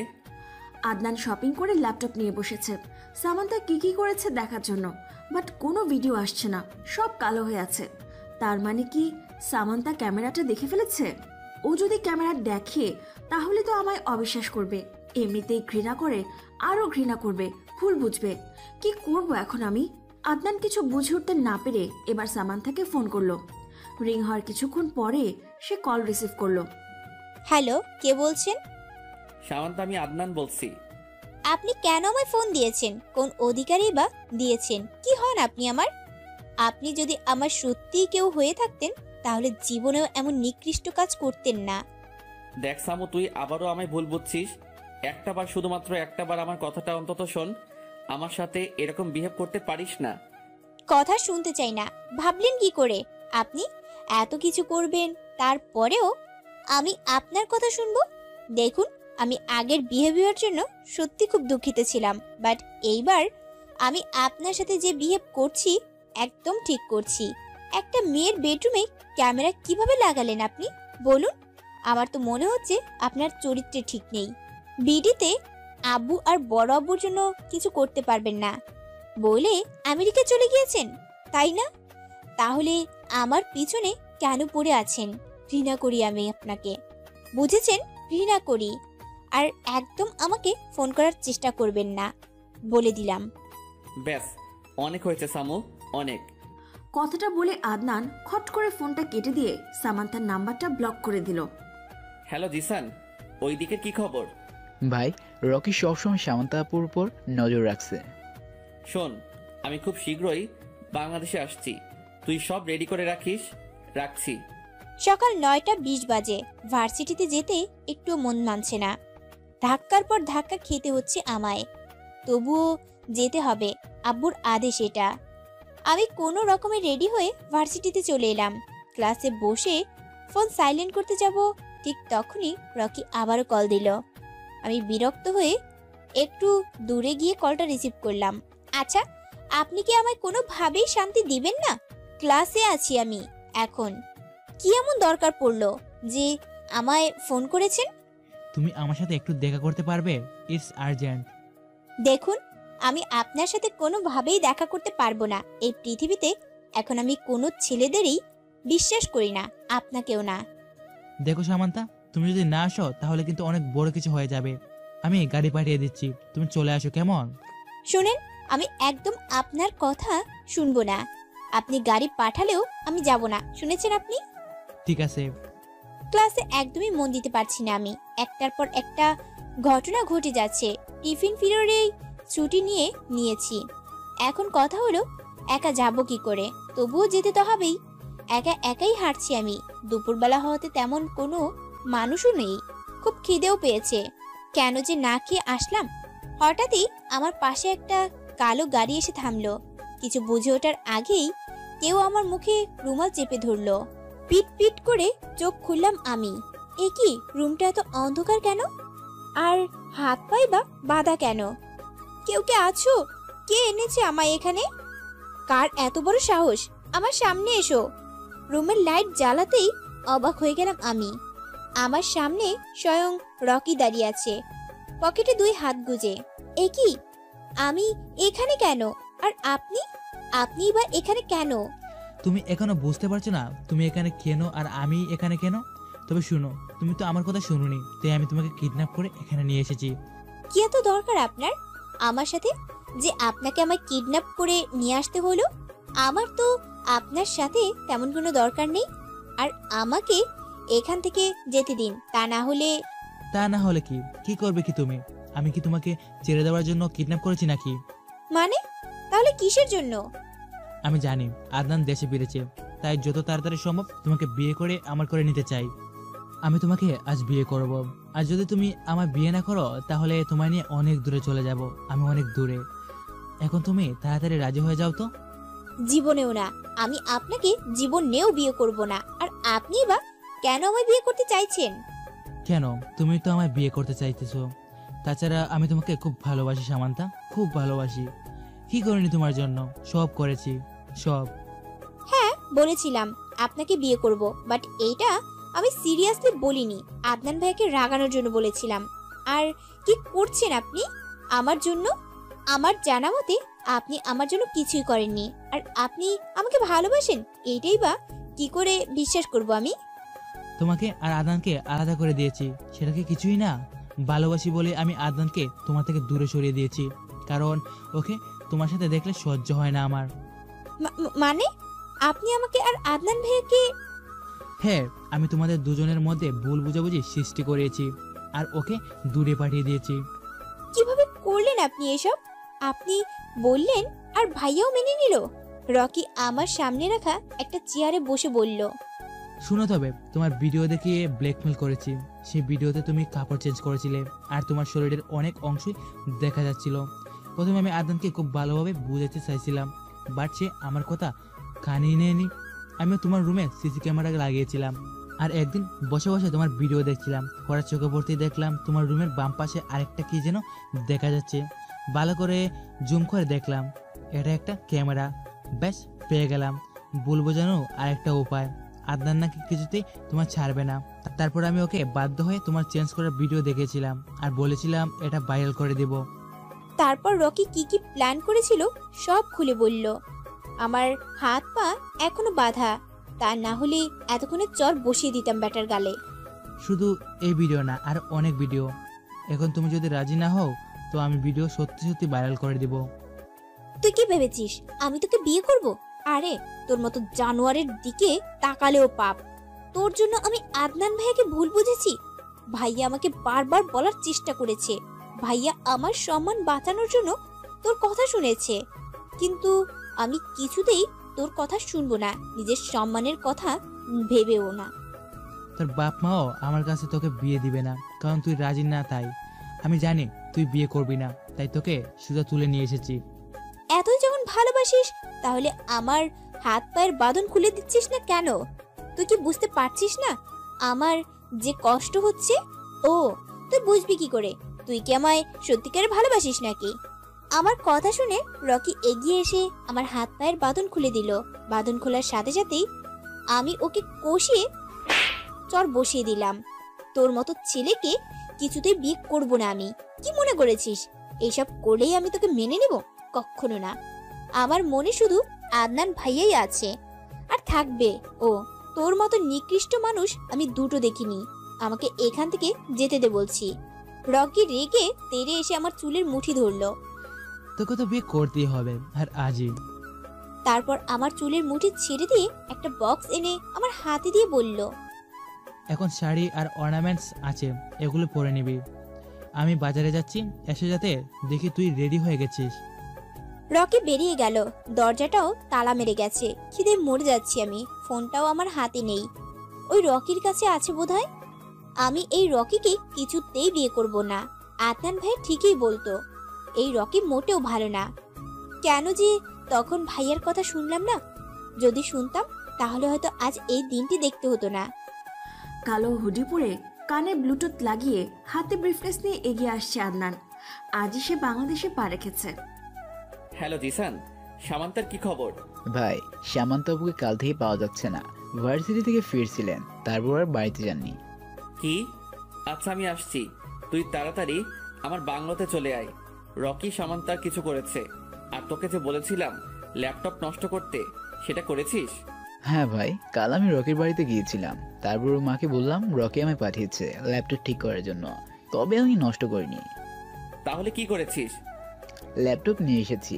আমার মনে হয় রকি এত কাছে খেলোয়াড় নয়, ওর ফোনেও বোধহয় অনেক সিক্রেট আছে। জানি আমি। আচ্ছা রাখছি, তাড়াতাড়ি চলে আসিস। রকির কথা অনুযায়ী আমি শাড়ি আর কিছু অর্নামেন্টস পরে নিলাম। পরে যদি রেগে আবার কোনো অঘটন ঘটিয়ে ফেলে তখন? না বাবা, রিস্ক নেওয়া যাবে না। আপাতত রকি যা বলছে সেটা শোনাই বেটার। প্রচুর খিদে পেয়েছে আমার। দিন নাকি রাত সেটাও বুঝতে পারছি না। রুম এমন ভাবে অন্ধকার আছে, এতটা পাষাণ মানুষ কি করে হয় সেটাই বুঝতে পারছি না আমি। এতক্ষণ হয়ে গেল, তারপরও একবার এসে জিজ্ঞেস করলো না আমার খিদে পেয়েছে কিনা। যদি সত্যি রকি আমায় ভালোবাসতো তাহলে আমার অবস্থা বুঝার অন্তত চেষ্টা করত।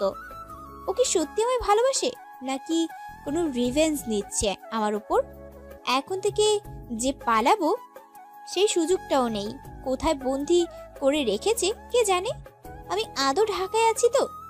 রকি যদি আমায় বিয়ে করে ফেলে তখন কি করব আমি? এখান থেকে তো পালাতেও পারবো না। আজ খুব আদনান ভাইয়ের কথা মনে পড়ছে। ভাইয়া কি জানে আমার বিয়ে হতে যাচ্ছে? ভাইয়া কি আটকাতে আসবে না? রকি এখনো সামান্তার কাছে যায়নি, বাজারে আছে এখনো। কি যেন খোঁজাখুঁজি করছে। কি মনে হতেই কাকে যেন ফোন করলো। হ্যালো রিয়াদ, ওদিকের কি খবর? আদনানের কথা বলছি আমি। আদনান এখন কি করছে কিছু জানো তুমি? হোয়াট? তুমি এখন জানাচ্ছ আমাকে? যখন আমেরিকা থেকে রওনা দিয়েছিল তখন কেন বলনি? বলো, কেন বলনি? কোথায় ছিলে তুমি? ড্যামিট, তোমাকে আমি আমেরিকায় কি জন্য পাঠিয়েছিলাম? তুমিও চলে এসো, তারপর তোমাকে মজা দেখাচ্ছি। আদনান তার বাংলোতে বসে জিশানের সাথে কথা বলছে। তার এই বাংলোর খবর জিশান ছাড়া আর কেউ জানে না, ইভেন ওর ফ্যামিলির কেউও না। লুকিয়ে এখানে কাজ করে তারা। যারা অন্যায় করে তাদের ধরে এনে এখানে শাস্তি দেয়, তবে মার্ডার করে না, কাউকে মুখও দেখায় না। জিসান, আনার চেষ্টা করেছিস? রকি এখনো কোথায় আছে? হ্যাঁ রাকিব, হ্যাঁ রকির নাম্বার খুব কষ্ট করে কালেক্ট করেছিলাম আমি। এখন ওর নাম্বার ট্র্যাক করছি, দেখি লোকেশন কোথায় দেখায়। এ কি ভাই, ওর লোকেশন তো উত্তরের দিকে দেখাচ্ছে, তার মানে ও উত্তরে আছে। ভাই আমাদের এক্ষুনি যেতে হবে। চল, ও কোনো অঘটন ঘটিয়ে ফেলার আগেই আমাদের ঠিক সময় পৌঁছাতে হবে। আদনান দেশে চলে এসেছে মানে ও কোনো না কোনো কিছু করবে। হাত পা গুটিয়ে একদম বসে থাকবে না। ও যদি কোনো উল্টাপাল্টা করে তাহলে আমিও সামান্তার ভিডিও ভাইরাল করে দেব। বাট সব ভিডিও তো আমার ল্যাপটপে আছে, এখন আমার ল্যাপটপ আনতে হবে। রকি ওর বাড়িতে এসে ল্যাপটপ দেখছে, বাট ভিডিওর কোনো চিহ্নই নেই, সব ফাইল খালি দেখাচ্ছে।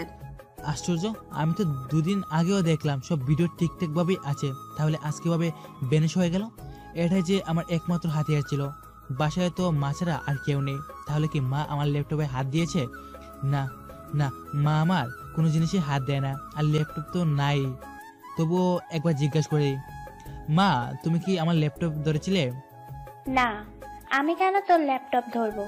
তুই না একটা মেকানিককে পাঠিয়েছিলিস তোর ল্যাপটপ ঠিক করার জন্য, সে ওইটা ধরেছে, আর কেউ ধরেনি। রকি নিজের মাথার চুল টেনে বলল, মা এটা তুমি কি করলে? আমি কোনো মেকানিককে পাঠাইনি। তুমি তো আমাকে একবার জিজ্ঞেস করতে পারতে আমি কোন মেকানিক পাঠিয়েছি কিনা। কি করলে তুমি এটা মা? কথাটা বলে রকি চলে গেল। আদনান সামান্তার কাছে পৌঁছানোর আগে সামান্তাকে সরিয়ে ফেলতে হবে। রকি সামান্থার রুমে ঢুকে দেখলো ও সেজে গুজে ফ্লোরের লেফটে মাথা নিচু করে বসে আছে। সামান্তা উঠো, আমাদের চলে যেতে হবে। রকির কথায় আমি চোখ তুলে তাকালাম। আমি কোথাও যাব না, আগে আমার খাবার দেন, তারপর আপনি বলছেন সেটা ভেবে দেখব। আপাতত আপনার কথা শোনার আমার কোনো মন নেই, খুব খিদে পেয়েছে আমার। আপনি আমায় একটু খাবারও দেন নাই, পানি পর্যন্ত দেন নাই। আমি যা বলছি সেটাই হবে। তুমি যাবে আমার সাথে, আর এক্ষুনি। তুমি কি মনে করেছো আমি তোমায় আদর করার জন্য বন্দি করেছি? মোটেও না। কথাটা বলে রকি আমায় টেনে দাঁড় করালো। দরজা দিয়ে বের হতেই, আরে বাহ, আমাদের ছাড়ে শুভ কাজ সম্পন্ন করবে নাকি মিস্টার রকি? আদনান ভাইয়ের কণ্ঠ শুনে আমি আর রকি দুজনেই চমকে গেলাম। ভাইয়া 2 পকেটে হাত গুজে দাঁড়িয়ে আছে। ভাইয়া তো ইউএসএ ছিল, তাহলে বিডিতে কখন এলো? আমার ভাবনার ছেদ ঘটিয়ে ভাইয়া আবারও বলে উঠলেন, আরে তোমরা দুজন স্ট্যাচু হয়ে দাঁড়িয়ে আছো কেন? শুভ কাজে দেরি করতে নেই, চলো চলো বিয়ের আয়োজন শুরু করা যাক। ভাইয়ার কথা শুনে আমি অবাক হয়ে তাকিয়ে আছি। ভাইয়া এসব কি বলছে? ভাইয়া আমায় অন্য কারোর সঙ্গে দেখলে এইটা মেনে নিতে পারবে? 2 ফোঁটা চোখের জল ছেড়ে দিলাম আমি। আমাকে পরপুরুষের সাথে দেখেও কিছু বলছে না, উল্টা আরো বিয়ের আয়োজন শুরু করার কথা বলছে। যেন ওনার কিছুই যায় আসে না। ভাইয়া এতটা চেঞ্জ হয়ে গেল এই কয়েকদিনে। তার মানে কি ভাইয়া সত্যি সত্যি বিয়ে করে নিয়েছে, আর এখন একজন ভাই হয়ে বোনের বিয়ের দায়িত্ব পালন করছে? রকির দিকে তাকিয়ে দেখলাম ও ঘামছে। স্ট্রেঞ্জ, ও ঘামছে কেন ভাইয়াকে দেখে? ওর না অনেক পাওয়ার, এই তার পাওয়ার নমুনা। দেখো আদনান, আমাদের এখান থেকে যেতে দাও, আমাদের যাওয়াতে বাধা দিবে না, একদম বলে দিলাম। আরে রকি, এসব কি বলছো তুমি? আমি কি তোমাদের যাওয়া থেকে আটকিয়েছি? আর মিস সামান্তা, বিয়ে নিয়ে তোমার কি মত? রকি কিন্তু আমার চেয়ে অনেক ভালো, ও অ্যাটলিস্ট আমার মতো ঠকবাজ নয়, খুব ভালো রাখবে, সুখে রাখবে আপনাকে। আমি বেশ ভালোভাবে বুঝতে পারছি সেদিনের আমার বলা কথাগুলোই ভাইয়া আবার আমায় রিপিট করে শোনাচ্ছে। কি করব আমি এখন? শরীর বেশ দুর্বল লাগছে, আর টিকে থাকা আমার পক্ষে সম্ভব হচ্ছে না। আমার মাথা ঘুরছে প্রচন্ডভাবে, চোখেও সরিষার ফুল দেখছি। চোখ বন্ধ করেই পড়ে গেলাম আমি অস্পষ্টভাবেই দেখতে পেলাম ভাইয়া দৌড়ে আসছে। আদনান রকিকে ধাক্কা মেরে সামান্থার পাশে বসে পড়ল। শামু, শামু চোখ খোল, আমি তো শুধু তোর সাথে একটু মজা করছিলাম, প্লিজ চোখ খোল ইয়ার। তারপর রকির দিকে শক্ত চোখে তাকিয়ে বলল, আমার সামুর এই অবস্থা কিভাবে হলো? যদি তোর কারণে আমার সামুর কিছু হয়, আমি কিন্তু তোকে জ্যান্ত পুঁতে ফেলবো। চুপ করে আছিস কেন বল? ওর এই অবস্থা কিভাবে হলো? আমার মনে হচ্ছে সামান্তা অনেকক্ষণ যাবৎ না খেয়ে আছে, তাই ও দুর্বল হয়ে গেছে আর জ্ঞান হারিয়ে ফেলেছে। জিসান, তুই তাড়াতাড়ি কিছু খাবার আনার চেষ্টা কর। জিসান চলে গেল খাবার আনার জন্য। আদনান সামান্থাকে একটা খাটে রেখে রকির দিকে এগিয়ে এলো। রকি এখনো ভাবলেশীন ভাবে দাঁড়িয়ে আছে। সেদিন রকি নিলয়কে বলেছিল আদনানের ব্যাপারে। রকি সাইকোর ব্যাপারে যা বলেছিল সেটা আন্দাজে বলেছিল। বেচারা তো জানেই না আদনান আসলেই কতটা ভয়ঙ্কর, তাই সে যেভাবে ছিল ঠিক সেভাবেই দাঁড়িয়ে আছে। আজ আদনানের সাথে বোঝাপড়া করে তবেই এখান থেকে যাবে। আদনান রকির দিকে শক্ত চোখে তাকিয়ে বলল, তুই খুব বড় অন্যায় করেছিস, খুব বড়। এর শাস্তি তো তোকে পেতেই হবে রকি। তাই নাকি? কি শাস্তি দিবি তুই? তোর থেকে তো একটা বিড়ালও যথেষ্ট সাহসী, আর তুই দিবি আমাকে শাস্তি? তুই নিজেই তো একটা ভিতর ডিম, কি করবি তুই? কি করব সেটা না হয় পরেই টের পাবি। আপাতত আমার কাছে সামান্তার জ্ঞান ফেরানোটা বেশি ইম্পর্টেন্ট। জিশান কিছু খাবার নিয়ে আসলো। আদনান সামান্থার জ্ঞান ফেরানোর চেষ্টা করছে, মুখে বারবার পানি ছিটে দিচ্ছে। সামান্থা আস্তে চোখ মেলে তাকালো। ওর তাকানো দেখে আদনান সাথে সাথে দূরে সরে গেল। তারপর জিশানকে ইশারায় বলল সামান্থাকে বলতে যেন সে খাবারটা খেয়ে নেয়। জিশানও মাথা নাড়িয়ে সায় দিল। খাবারটা নিয়ে সামান্থার দিকে এগিয়ে গেল সে। আপু, খাবারটা খেয়ে নিন। আপনি অনেকক্ষণ যাবত কিচ্ছু খাননি, মুখও শুকিয়ে গেছে একেবারে। আমি একবার খাবারের দিকে তাকালাম আর একবার আদনান ভাইয়ের দিকে তাকালাম। ভাইয়া দেয়ালে হেলান দিয়ে চোখ বন্ধ করে তাকিয়ে আছে, আর রকি দরজায় দাঁড়িয়ে আছে। আমি সবার দিকে একবার চোখ বুলিয়ে খাবার খেতে শুরু করলাম। অনেক খিদে পেয়েছে আমার। আগে খাই, তারপর যা হবার হবে। আমি খাবার খেয়ে নিলাম, দেয়ালে মাথা ঠেকিয়ে বসে আছি। রকি আমার দিকে এগিয়ে আসলো। বেশ, অনেক হয়েছে সামান্থা, তোমার খাবার খাওয়া শেষ হয়ে গেছে, এবার চলো আমাদের সাথে। কথাটা বলে রকি আমার হাত ধরে দাঁড় করাতেই কষিয়ে চড় দিলাম ওর গালে। কি মনে করেছিস তুই তুই এসব করবি আর আমি হাসতে হাসতে তোর সাথে চলে যাব? কথাটা বলে ইচ্ছে মতো চড় বসিয়ে দিতে থাকলাম ওর গালে। আমার যত রাগ তার সব রকির গালের ওপর ঝাড়ছি। কতটা কষ্ট দিয়েছে আমাকে আর আদনান ভাইয়াকে। আদনান জিশানের কাছে গিয়ে বলল যেন সামান্থাকে বাড়িতে দিয়ে আসে, এদিকে সে সামলাবে। আদনানের কথা অনুযায়ী জিশান সামান্থাকে নিয়ে তাদের বাড়ির দিকে রওনা দিল। রকি, তোমায় আমার সাথে এক জায়গায় যেতে হবে। কোথায় যাব আর কেন যাব? আমি যেতে পারবো না। সেখানে গেলেই তুমি তোমার উত্তর পেয়ে যাবে। আর তুমি তো বলো আমি ভিতর ডিম, তাহলে আমার সাথে যেতে এত ভয় কিসের তোমার?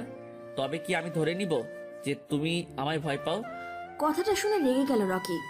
এক্সকিউজ মি, আমি কাউকে ভয় পাই না, আর তোমাকে তো নয়। বলো কোথায় যেতে হবে? আদনান এটাই চাইছিল, কারণ এত মানুষের ভিড়ে রকিকে তুলে নিয়ে যেতে পারবে না সে। চলো আমার সাথে। আদনান রকিকে নিয়ে ওর বাংলোতে আসলো। রকির মনে অনেক প্রশ্ন জাগছে। আদনান কেন ওকে এখানে নিয়ে আসলো? আদনান রকিকে একটা রুমে নিয়ে দরজা বন্ধ করে দিল। তারপর এক পা করে রকির দিকে এগোতে থাকলো। একে আদনান, তুমি দরজা বন্ধ করলে কেন? আর এই রুম এত অন্ধকার কেন? রকির কথার মাঝেই আদনান এসে ওর নাক বরাবর একটা পাঞ্চ মারলো। রকির নাকে হাত দিয়ে আদনানের দিকে রাগী দৃষ্টিতে তাকিয়ে আছে। এই, তোমার সাহস তো কম না, তুমি আমায় মারলে? তো কি করব, জামাই আদর করব? রকিও এগিয়ে আসলো। একজন আরেকজনকে মারছে। আদনান ক্যারাটে জানে, রকি আদনানকে তেমন আঘাত করতে পারছে না, কিন্তু আদনান একটার পর একটা করেই যাচ্ছে। রকি আর না পেরে ফ্লোরে বসে গেল। আদনান রকিকে তুলে চেয়ারে নিয়ে বসালো, তারপর সারা শরীর দড়ি দিয়ে বাঁধলো। রকি নিবু নিবু চোখে তাকাচ্ছে আদনানের দিকে। মার খেয়ে বেচারার অবস্থা শেষ। আদনান ওর সামনে বসলো, হাতে একটা ধারালো ব্লেড দেখে বড় বড় চোখে তাকালো রকি। আদনান একটা মুচকি হাসি দিয়ে রকির হাতে ব্লেডটা চালিয়ে দিল। চিৎকার করে উঠলো রকি। খুব শখ তোর সামান্তাকে পাওয়ার, তাই না? এই হাত দিয়েই তো তুই ওর রুমে ক্যামেরা লাগিয়েছিলি। বল, ওর রুমে কেন ক্যামেরা লাগিয়েছিলিস? রকি তবুও কিছু বলছে না দেখে আদনান আরেক হাতে ব্লেড চালিয়ে দিল। বলবি নাকি চোখ উপড়ে নিব? আমি কিন্তু এসবে অভ্যস্ত আছি, তাই তেমন কষ্ট হবে না আমার। আদনানের কথা শুনে অবাক চোখে তাকালো রকি। বলবি কিনা বল। কি বলবো? কি বলার কি বাকি রাখছো তোমরা? তোমাদের কারণে আমার বাবা 2 মাস পুলিশের হেফাজতে ছিল, আর আমার মা 3 মাস কোমা ছিল। তাই আমি রিভেঞ্জ নেওয়ার জন্য সামান্তার সাথে এসব করেছি, আর আমার মনে হয় আমি যা করেছি বেশ করেছি। সোহানা আন্টি কোমায় গিয়েছিল গাড়ির নিচে চাপা পড়ার কারণে, আর উনি কোমা থেকে ফিরে আসার পর রোহান আঙ্কেল নিজে পুলিশের কাছে গিয়ে সোহানা আন্টি আর ওনার কুকর্মের কথা স্বীকার করেছিলেন। জানিসই তো বাংলাদেশে এখন এসবের জন্য কিন্তু শাস্তি প্রদান করার ব্যবস্থা করা হয়েছে, তাই ওনাকে 5 মাসের জেল দেওয়া হয়েছিল। প্রথমে ওনাকে বলা হয়েছিল যেন সোহানা আন্টিকে বিয়ে করে নেন, বাট আঙ্কেল রাজি ছিলেন না। প্রায় 1 মাস পর রেহান আঙ্কেল রাজি হলেন, আর ওনাকেও জেল থেকে মুক্তি দেওয়া হয়েছিল। কি সত্যি বললাম তো, নাকি ভেজাল আছে? তাহলে এখানে তুই আমাদের দোষ কোথায় দেখলি যে আমাদের উপরে রিভেঞ্জ নেওয়ার জন্য উঠে পড়ে লেগেছিস? আমি এত কিছু জানি না, আমি শুধু জানি এসবের জন্য তোরা দায়ী। আমার কি মনে হয় জানিস রকি, তুই না মানসিকভাবে সিক। একজন সুস্থ মানুষ সবকিছু জেনে এমন পাগলামো জীবনেও করবে না। তুই সব সময় তোর মস্তিষ্কের কথা শুনেছিস, মনের কথা শুনিসনি, মন দিয়ে বিচার করিসনি। যদি মনের কথা শুনতিসই তাহলে এসব করতি না। সে যাই হোক, তোকে তোর কর্মের শাস্তি পেতেই হবে। কথাটা বলে আদনান রকির শার্টের কয়েকটা বোতাম খুলে শার্টের নিচে নামালো। তারপর রকির কাঁধে ব্লেডটা চালিয়ে দিল। রকির ঠোঁট কামড়ে ধরলো। চিৎকার করছে না, কিন্তু চোখ থেকে ছড়ছড় করে পানি পড়ছে। আদনান ওর আরেক কাঁধেও ব্লেড চালিয়ে দিল। তারপর একটা বাটি নিয়ে আসলো, যেটাতে মরিচের গুঁড়ো আর নুন মেশানো আছে। আদনান একটা বাঁকা হাসি দিয়ে ওর কাটা স্থানে নুন আর মরিচের গুঁড়ো লাগিয়ে দিল। রকির হাত বারবার কেঁপে উঠছে। হাত বাঁধা থাকার কারণে কিচ্ছু করতে পারছে না সে। আদনান একটু একটু করে সব কাটা স্থানে নুন আর মরিচ লাগিয়ে দিল। রকির চোখ মুখ লাল হয়ে গেছে। আদনান একটা চেয়ারে বসে বলল, আপাতত এটাই তোর পানিশমেন্ট। রেহান আঙ্কেলের দিকে তাকিয়ে তোকে মাফ করে দিলাম, না হলে তোর পরিণতি খুব ভয়ানক হতো। তোর বাবা আমাদের ফ্যামিলির সদস্যদের মতোই একজন, অনেক উপকার করেছেন আমার আর আমার চাচ্চুর, তাই তোকে ছেড়ে দিলাম। বাট এটা বুঝিস না যে আমি তোকে মাফ করে দিয়েছি। তোর প্রতি রাগ আর ক্রোধ আমার শরীরে শিরায় শিরায় বয়ে যাচ্ছে। ইচ্ছে তো হচ্ছিল তোকে খুন করে ফেলি, বাট এটা আমি করতে পারবো না। বাই দ্য ওয়ে যাচ্ছি আমি। তুই আপাতত 7-10 দিন এভাবে বন্দি থাক, তোর খাওয়া দাওয়া সব বন্ধ। কথাটা বলেই আদনান রুম থেকে বেরিয়ে বাইরের দরজায় তালা মেরে দিল। বাড়িতে ভাইয়া সবাইকে মিথ্যা কথা বলেছিল যে আমি আমার বান্ধবীর বাসায় ছিলাম, তাই কেউ তেমন চিন্তা করেনি। ড্রয়িং রুমে বসে আছি আর নখ কামড়াচ্ছি। ভাইয়া কখন আসবে আর সামনাসামনি দেখব। বেশ কিছুক্ষণ পর ভাইয়া বাসায় এলেন। আমার দিকে একবার তাকিয়ে আবার সিঁড়ি পেয়ে উপরে চলে গেলেন। আমি ভাইয়াকে ডাক দিতে গিয়েও দেইনি। কি মুখ নিয়ে ডাক দিব ভাইয়াকে? রাতে সবাই ডিনারে বসেছি। ভাইয়া আসার উপলক্ষে আম্মু আর মামুনি ভাইয়ার পছন্দের খাবার রান্না করেছে। সবাই ডাইনিংয়ে বসে ভাইয়ার জন্য অপেক্ষা করছে। বেশ কিছুক্ষণ পরে ভাইয়া এলেন, একটা 3/4 প্যান্ট আর লাল টি শার্ট পরে। ভাইয়া একেবারেও আমার দিকে তাকায়নি। টেবিলে না বসেই ভাইয়া বললেন, সামান্তা যদি আমার সাথে বসে খাবার খায় তাহলে আমি খাবার খাবো না। কথাটা বলে ভাইয়া পুনরায় ওনার রুমে চলে গেলেন।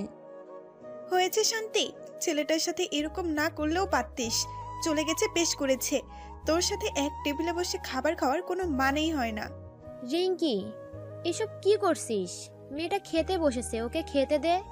আদনান না হয় পরে খেয়ে নেবে। ও যখন টেবিলে বসেছে তাহলে ও খেয়ে নিক না। আমি আর কিছু না বলে খাবার ফেলেই চলে আসলাম। আব্বু, বড় আব্বু, মামুনি, জিএম সবাই পিছে পিছে ডাকছে, তবু আমি না দাঁড়িয়ে চলে আসলাম। সত্যি তো, ভাইয়া আমার জন্য না খেয়ে আছে, আর আমি কি করে খেতাম? রিঙ্কি, এবার তুই শান্তি হয়েছে? নে, এবার মেয়েটাও না খেয়ে চলে গেল। কেন শুধু শুধু বকতে গেলি বলতো? রুহি দেখ, সামান্তা যা করেছে সেটা একেবারে অন্যায়। আমরা তো শুধু আদনানকেই দোষারোপ করে যাচ্ছিলাম, যেখানে ছেলেটা একেবারে নির্দোষ। তুই যদি না বলতিস তাহলে তো আমি জানতেই পারতাম না। হয়েছে, এবার খাওয়া স্টার্ট করো। খাবার ঠান্ডা হয়ে যাচ্ছে তো। আর রিঙ্কি, খাবার খেয়ে একটু তাড়াতাড়ি চলে আইসো। আরোহী একটু হেসে বলল, হ্যাঁ রিঙ্কি, তাড়াতাড়ি যাস, না হলে তোর হাজবেন্ড তোকে অনেক মিস করবে ইয়ার। রিঙ্কি একটু লাজুক হেসে সেও খাবারে মনোযোগ দিল। আদনান বারবার উকি দিয়ে দেখছে সবার খাওয়া শেষ হয়েছে কিনা। সবার খাওয়া শেষ হলে তারপরে সে খাবে। পেটে অলরেডি ইঁদুর দৌড়াচ্ছে খিদায়। সামান্থারও সেম অবস্থা। সে মনে করেছে আদনান খাচ্ছে, তাই সে অপেক্ষায় আছে কখন খাওয়া শেষ হবে আর সে খাবে। অপেক্ষার অবসান ঘটিয়ে সবার খাওয়া শেষ হলো। সামান্থা তাড়াতাড়ি কিচেনে চলে গেল পাতিলে খাবার আছে কিনা দেখার জন্য। সামান্থা খাবার দেখিয়ে সেও প্লেটে খাবার বেড়ে কিচেনেই খাবার খাওয়া শুরু করে দিল। আদনান একটু পরে কিচেনে গেল। এ কি সামু, এখানে কি করছে? সে যাই করুক, আমার কি? সামান্থা খাবার খাওয়ায় এতটাই মগ্ন যে আদনান কোন দিক দিয়ে খাবার নিয়ে চলে গেল সেটা টেরই পায়নি। সামান্থা খেয়ে সবকিছু আবার আগের মতো করে রেখে দিয়েছে, যেন সে খায়নি। কিচেন থেকে বেরিয়ে এসে দেখলো আদনান ডাইনিংয়ে বসে একমনে খেয়ে যাচ্ছে। এ কি, ভাইয়া তো দেখছি খাবার খাচ্ছে, আর খাবার তো সব কিচেনেই ছিল। তাহলে ও মাই গডনেস, তার মানে আমি যখন খাওয়ায় মনোযোগ ছিলাম তখন ভাইয়া এখান থেকে খাবার নিয়েছে আর আমি বুঝতেই পারিনি। আবার খাওয়া অলরেডি শুরু করে দিয়েছে। সামান্থার কিছু না ভেবে সিঁড়ি বেয়ে আস্তে আস্তে ওপরের রুমে চলে গেল। আদনান একবার তাকিয়ে সেও খাওয়ায় মন দিল। বিকেলে ছাদে দাঁড়িয়ে আছে সামান্থা। বাতাসে তার চুল উঠছে। আজ সে চুল বাঁধার চেষ্টা করছে না, দূর আকাশের লাল আভার দিকে এক মনে তাকিয়ে আছে, যেন সে এই মুহূর্তেই লাল আভায় হারিয়ে যাবে। ছাদে কারো উপস্থিতি টের পেয়ে পেছনে তাকালো সামান্থা। আদনান পকেটে হাত গুজে পেছন ফিরে দাঁড়িয়ে আছে। দুজন দুই দিকে মুখ করে, একজন পূর্ব দিকে আরেকজন পশ্চিম দিকে। কিছুক্ষণ পর আদনানের মুঠোফোন বেজে উঠল। তাকিয়ে দেখলো জুই কল করেছে। আদনান একটা মুচকি হাসি দিয়ে কলটা রিসিভ করলো। সামান্থা ওর দিকে এক দৃষ্টিতে তাকিয়ে আছে, তাই আদনানের মুচকি হাসি ও চোখ এড়ায়নি। হ্যালো জুই, কেমন আছো? যদিও আমি জানি তুমি ভালো আছো। তুমি তো আমি ভালো আছি কি না মন্দ আছি সেটাও জানো দেখছি। জানবো না তো কি করে হয়? আচ্ছা আদনান, তুমি কি এটা আমার সাথে ঠিক করেছো? বিড়িতে চলে গেছো আর একবারও বলনি আমায়। আমার কত ইচ্ছে ছিল তুমি যখন যাবে তখন আমিও তোমার সাথে যাব, তার হলো কই? অ্যাকচুয়ালি জুই একটা কাজ পড়ে গিয়েছিল, তাই তাড়াতাড়ি ফিরতে হলো আর তোমাকেও জানাতে পারিনি। আর আমার সাথে আসনি তো কি হয়েছে, এবার চলে আসো, আমাদের বাসায় থাকবে তুমি যতদিন তোমার ইচ্ছা, আর আমি নিজে তোমায় রিসিভ করতে যাব। সত্যি? ঠিক আছে, আমি এই কয়েকদিনের ভিতরেই আসার চেষ্টা করছি। ভালো থেকো কেমন? কথাটা বলেই জুই কল কেটে দিল।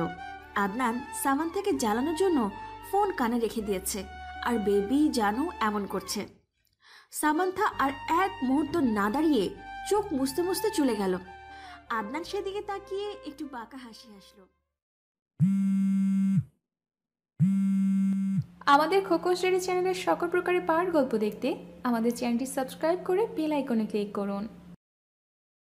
সামান্তা খানের জ্বলন হচ্ছে, চলো আরো ভালো করে চলো, জ্বলতে জ্বলতে শেষ হয়ে যাও। এখন কষ্ট লাগছে? আমারও কষ্ট হতো, বাট তুই বুঝিসনি। এবার দেখ কষ্ট কাকে বলে।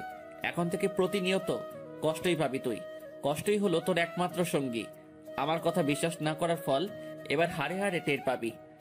রুমে এসে দরজা বন্ধ করে ওড়না একদিকে ফেলে হাত পা ছড়িয়ে ছিটিয়ে কান্না করছে সামান্থা। আদনান ভাই এত তাড়াতাড়ি চেঞ্জ হয়ে গেল। আমেরিকায় গিয়ে গার্লফ্রেন্ডও পটিয়ে ফেলেছে। ভাইয়া তো আমায় কথা দিয়েছিল আমাকে ছাড়া আর কাউকে ভালোবাসবে না। তাহলে আজ আমি যা শুনলাম সেগুলো কি ছিল? এটা হতে পারে না। আদনান ভাইয়া শুধু আমার, তাছাড়াও মেয়েটা তো আমাদের বাসায় থাকবে। কি করব আমি? আমার সামনে ভাইয়া এই মেয়েটাকে নিয়ে ঘোরাঘুরি করবে আর আমি বসে বসে দেখব? ও গড, এটাই কি হওয়ার ছিল? আমি কেন এখনো কষ্ট পাচ্ছি? কম কষ্ট তো ভাইয়াকে দেইনি। এখন বুঝতে পারছি ভাইয়া কত কষ্ট পেয়েছিল। আমি আর ভাবতে পারছি না, মাথাটা ভালো মতোই ধরেছে। এখন আপাতত কড়া করে লিকারের চা খেতে হবে, বাকি কান্না না হয় রাত্রে কাঁদবো। সামান্তা, আর ইউ ওকে? হ্যাঁ মামুনি, আমি একদম ঠিক আছি। জাস্ট মাথা ব্যথা করছিল, তাই চা বসিয়েছি। তোমরা কি চা খাবে? না, আমরা এখন খাবো না, রান্না বান্না শেষ করে তারপর আমরা খাবো। ওকে। সামান্থা চা ছেঁকে কাপে নিতেই আদনানের আগমন। মা চা হবে? তোর কি হলো, আজ এমন টাইমে চা চাইলি যে? আসলে মা ভেবেছিলাম চা খাবো আর আজকের গোধূলি দেখবো, তাই। সামান্তা বানিয়েছে, ওর কাছ থেকে একটু নিয়ে নে। আমি কারো বানানোটা খাবো না। তোমরা যখন বিজি তাহলে আমি বানিয়ে দিচ্ছি। আমারও ঠেকা পড়ে নাই, কাউকে হুদাই চা বানিয়ে খাওয়াবো। কথাটা বলেই সামান্থা একটা ভেঙচি কেটে চলে গেল। অসভ্য মেয়ে। তা আদনান, আজ তুই চা বানাচ্ছিস, পারবি তো? কেন ছোট আম্মু, আমাকে কি তোমাদের কাছে অকর্মা মনে হয়? আমি চা বানাবো আর সবার জন্য। সবাইকে আমার প্রশংসা না করে পারবে না বলে দিলাম। আদনান সবার জন্য বেশি করে দুধ দিয়ে চা বানালো। আদিলের মা, বাবা, আদিল, আহিল, রিঙ্কি, আরোহী, আয়েশা সবার জন্য বানিয়েছে। আদিল আর আহিল তো অবাক চোখে আদনানকে দেখছে, যে গরম পানি পর্যন্ত করতে পারে না সে নাকি চা বানিয়েছে। ব্যাপারটা হজম করতে বেশ সময় লাগছে তাদের কাছে। এ কি, তোমরা আমাকে দেখছো কেন? পরে দেখো, দেখার জন্য আরো সময় আছে। আগে চা খাও, নইলে ঠান্ডা হয়ে যাবে। আয়শা মুখে চা দিয়ে বলল, ভাইয়া তুমি খুব মজা করে হরলিক্স বানাও। মা তুমি এখন থেকে হরলিক্স বানাবে না, ভাইয়া বানাবে। ভাইয়া খুব মজা করে হরলিক্স বানায়। আয়শার কথা শুনে সবাই হেসে দিল। ওই, আমি এটা চা বানিয়েছি, হরলিক্স না। আদনানের দাদুও চা মুখে দিয়ে হেসে ফেললেন। সামান্থা উপর থেকে সবাইকে দেখছে। সবাই কত সুন্দর হাসছে মাতছে, শুধুমাত্র আমি ছাড়া। যদি আমি সেদিন ভাইয়াকে বিশ্বাস করতাম তাহলে হয়তো এই হাসি খুশির মাঝে আমিও উপস্থিত থাকতাম। একটা দীর্ঘশ্বাস ছেড়ে চলে গেল সামান্থা। আদনান সবার দিকে একবার তাকিয়ে বলল, আমি তোমাদের একটা কথা বলতে চাই। বলো শুনি। অ্যাকচুয়ালি কাল আমার সব কলেজের ফ্রেন্ডরা আসছে, ওরাই আসতে চাইছে। এখন তোমাদের পারমিশন ছাড়া তো আমি ওদের আসতে বলতে পারি না। যদি তোমরা বলো তাহলে আমি ওদের বলবো ওরা যাতে চলে আসে। আরে এটা তো ভালো কথা, এটাতে আবার জিজ্ঞেস করার কি আছে? ওদের বলে দে ওরা যাতে চলে আসে। আমি আর রিঙ্কি সব খাবারের দিক সামলে নিব। ঠিক আছে মা, আমি এক্ষুনি ওদের বলছি।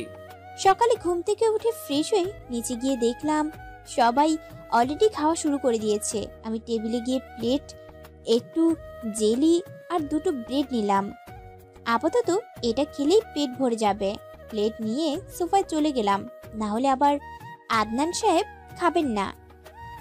সকাল 12:40 দিকে গেটের দিকে হইচই দেখে এগিয়ে গেল সামান্থা। গেটে প্রায় 15-20 জন ছেলে মেয়ে দাঁড়িয়ে আছে। ওহ, তাহলে এরাই হলো আদনান ভাইয়ের কলেজ ফ্রেন্ড। মশার পাল কোথাকার। আদনান ভাইয়া এগিয়ে গিয়ে ওদের সবাইকে বাড়িতে ঢুকালেন। ওরা সবাই এক এক করে সবার সাথে কুশল বিনিময় করছেন, শুধু আমি নীরব দর্শকের মতো দাঁড়িয়ে দাঁড়িয়ে দেখে যাচ্ছি। আদনানের এক ফ্রেন্ড জুবায়ের অনেকক্ষণ ধরে সামান্থাকে দেখছে, আর সেটা কেউ ফলো না করলেও আদনান কিন্তু করছে। আদনান এগিয়ে গেল জুবায়েরের দিকে। হেই ব্রো, ওদিকে কি দেখছিস? না আসলে, আচ্ছা এই মেয়েটা কে রে ভাই? কি সুন্দর দেখতে, কি মায়াবী চেহারা, একটু পটিয়ে দে না ভাই। ওদিকে নজর দিস না, ওটা আমার জন্য বুক করা। তুই বরং অন্যদিকে নজর দে। কি? ও তাহলে তোর? হ্যাঁ, যেটা বুঝেছিস সেটাই। কিছুক্ষণ পর আয়েশা নিচে এলো। এত মানুষ দেখিয়ে তার চোখ ছানা বড়া। এই যে তোমরা কি বিয়ে বাড়িতে এসেছো? আয়েশার কথা শুনে সবাই আয়েশার দিকে তাকালো। আয়েশা মাথায় দুদিকে ছুটি বেঁধেছে, মুখ ফুলিয়ে কোমরে 2 হাত দিয়ে কথাটা বলল সে। আদনানের ফ্রেন্ড মাহফুজ আয়েশার নমুনা দেখে দাঁত বের করে হেসে ফেলল। এই যে দাঁত বের করছো কেন? দাঁত ভেঙে দিব। আয়েশার কথা শুনে মাহফুজ তাড়াতাড়ি তার মুখ বন্ধ করলো। আদনানের আরেক ফ্রেন্ড আবির বলে উঠল, আরে ভাই দেখ দেখ কিরকম গরুর মতো শিং বেঁধেছে, পুরাই গরু লাগছে। একটা লেজ থাকলে আরো ভালো হতো। আচ্ছা, আমাকে মনে হয় গরুর মতো লাগছে, আর তুমি যে কবুতরের মতো চুল খাড়া করে রেখেছো তাতে তোমায় বান্দরের মতো লাগছে। আয়েশার কথা শুনে আবির হে করে হেসে দিল। আচ্ছা খোকে, জীবনে তো শুনিনি কবুতরের চুল আছে। তুমি কোথায় কবুতরের চুল দেখলে? আমি দেখেছি বলেই বলেছি। এবার বলো, তোমরা কি বিয়ে বাড়িতে এসেছো? না না, আমরা তো বন্ধুর বাড়িতে এসেছি। বিয়ে বাড়ি কেন আসবো? তাহলে চা খেয়ে চলে যাও। বিয়ে বাড়িতে গেলে ভাত খেতে হয়। কেন গো, তোমাদের বাড়িতে ভাত নেই? আমরা তো ভাত খেয়ে যাব। তুমি এত কিপটু কেন? ওটা কিপটু নয়, কিপটা হবে। আরে আমি তো আদর করে কিপটু বললাম, আর তুমি তাহলে স্বীকার করছো যে তুমি কিপটা। আমি মোটেও কিপটা নই, তোমরা সবাই কিপটা। জানো না, কারো বাসায় গেলে চিপস চকলেট নিয়ে যেতে হয়, এসব না নিয়েই খাম্বাগুলো চলে আসছে। ঠিক আছে, এরপর তোমাদের বাসায় আসলে চিপস আর চকলেটের দোকান সহ নিয়ে আসবো। আর আমাদের যে ভাত খাওয়াবে ওটার খোটা দিও না, তাহলে যে মনে অনেক বড় ধাক্কা লাগবে গো। আচ্ছা ঠিক আছে ঠিক আছে, এত করে যখন বলছো তাহলে আমি খোটা দিব না। কিন্তু হ্যাঁ, এটা মনে রাখবে যে আমি কত দয়ালু, তোমাদের মতো ভিখারিদের খাবার দিয়েছি। আচ্ছা আচ্ছা, মনে রাখবো। এখন তুমি আসতে পারো। আয়েশা চলে গেল।